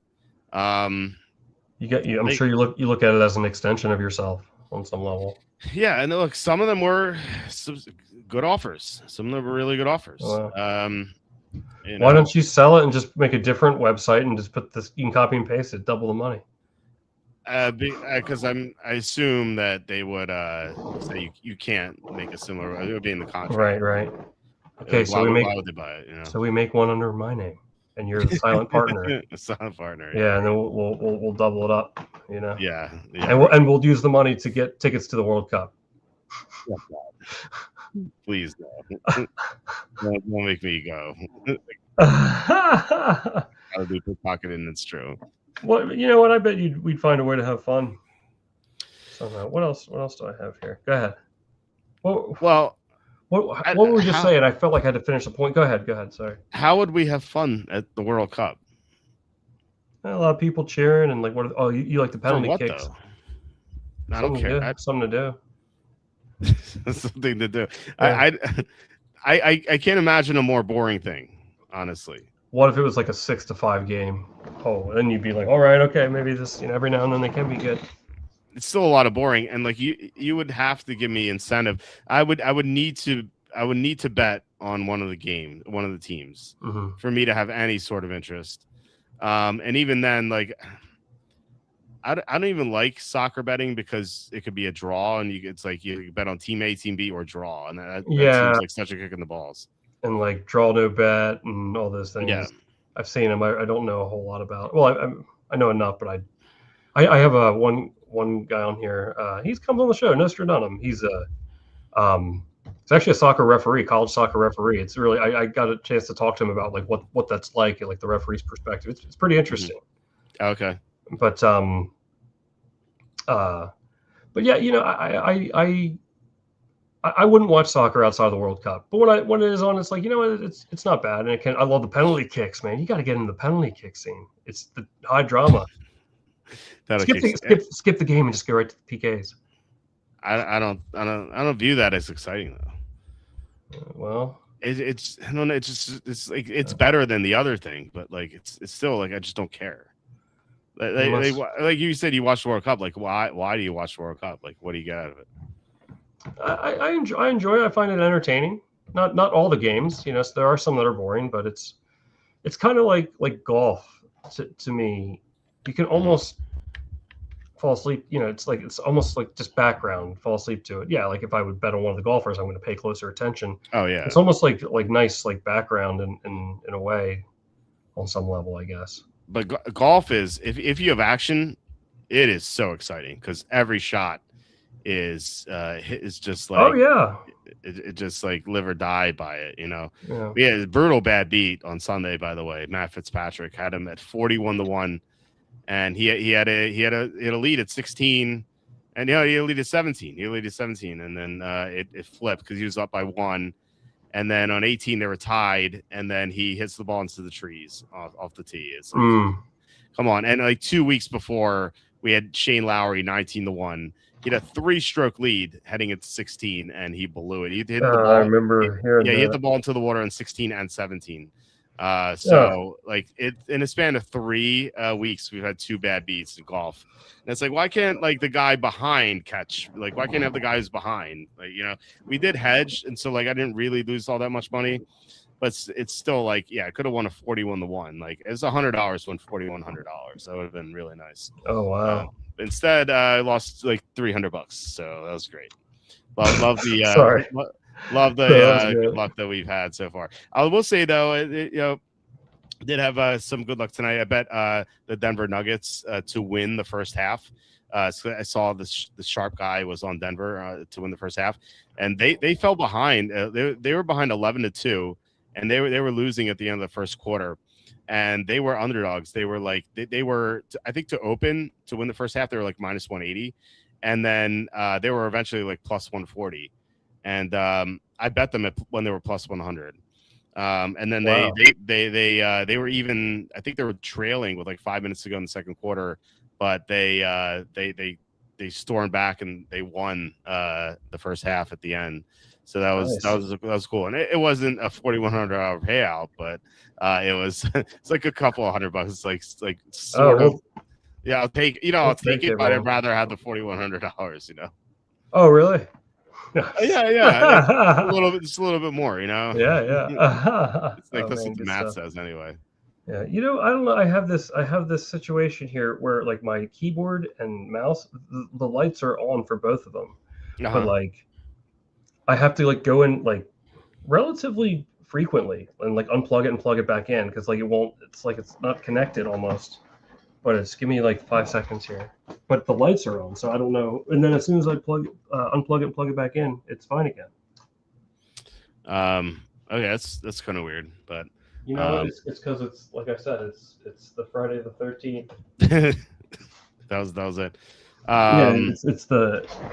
It's the real Friday the 13th tonight, I think. But yeah, that's one's the fake Friday the 13th.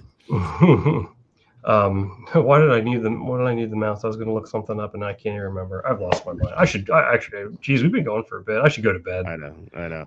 You don't want to discuss the great signing that we had tonight, Ed Murbanks. Leave me out of that. What'd you say? Leave me out of that.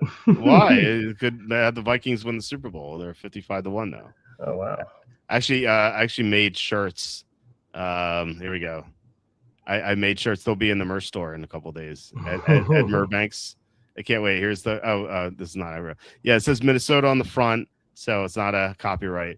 And then E Murbanks 20 isn't the 20th was when I made the shirt. So I can't wait. I can't wait to buy this. No one will have any idea what I'm wearing. People are like, "Hey, Murbanks." I'm like, oh, actually, my wife. One of the first times I saw her. It's probably like the fifth time I saw her or something. She wore a shirt with it was like a baseball type of shirt or something, and had the last name Doss, Doss, on the back of it. And I didn't know her last name at that point. I just assumed her last name was Doss because I assumed that was like a baseball shirt she wore from maybe she played like a softball or something back in the day. And for like a few weeks, I thought her last name was Doss, and apparently it was not. I was like, eventually I was like, why Doss? She's like, I don't know. I just had the shirt. Some sort of nickname. Okay. No. She just had the shirt. Like, okay. I see. Yeah. So anyway, all right, man. Hey, I'm fading here. I'm sorry, but this was a good show. Yeah, we didn't get to discuss Eddie Murbanks, but maybe we'll save that for next week. Yeah. All right, guys, thanks so much for watching and commenting. Really appreciate it. Please hit like, subscribe, comment below, share this video. Visit walterfootball.com for tons of content. We'll be opening our mock draft contest. Actually, it is open already, but I'm going to post it on the homepage, which I haven't done yet.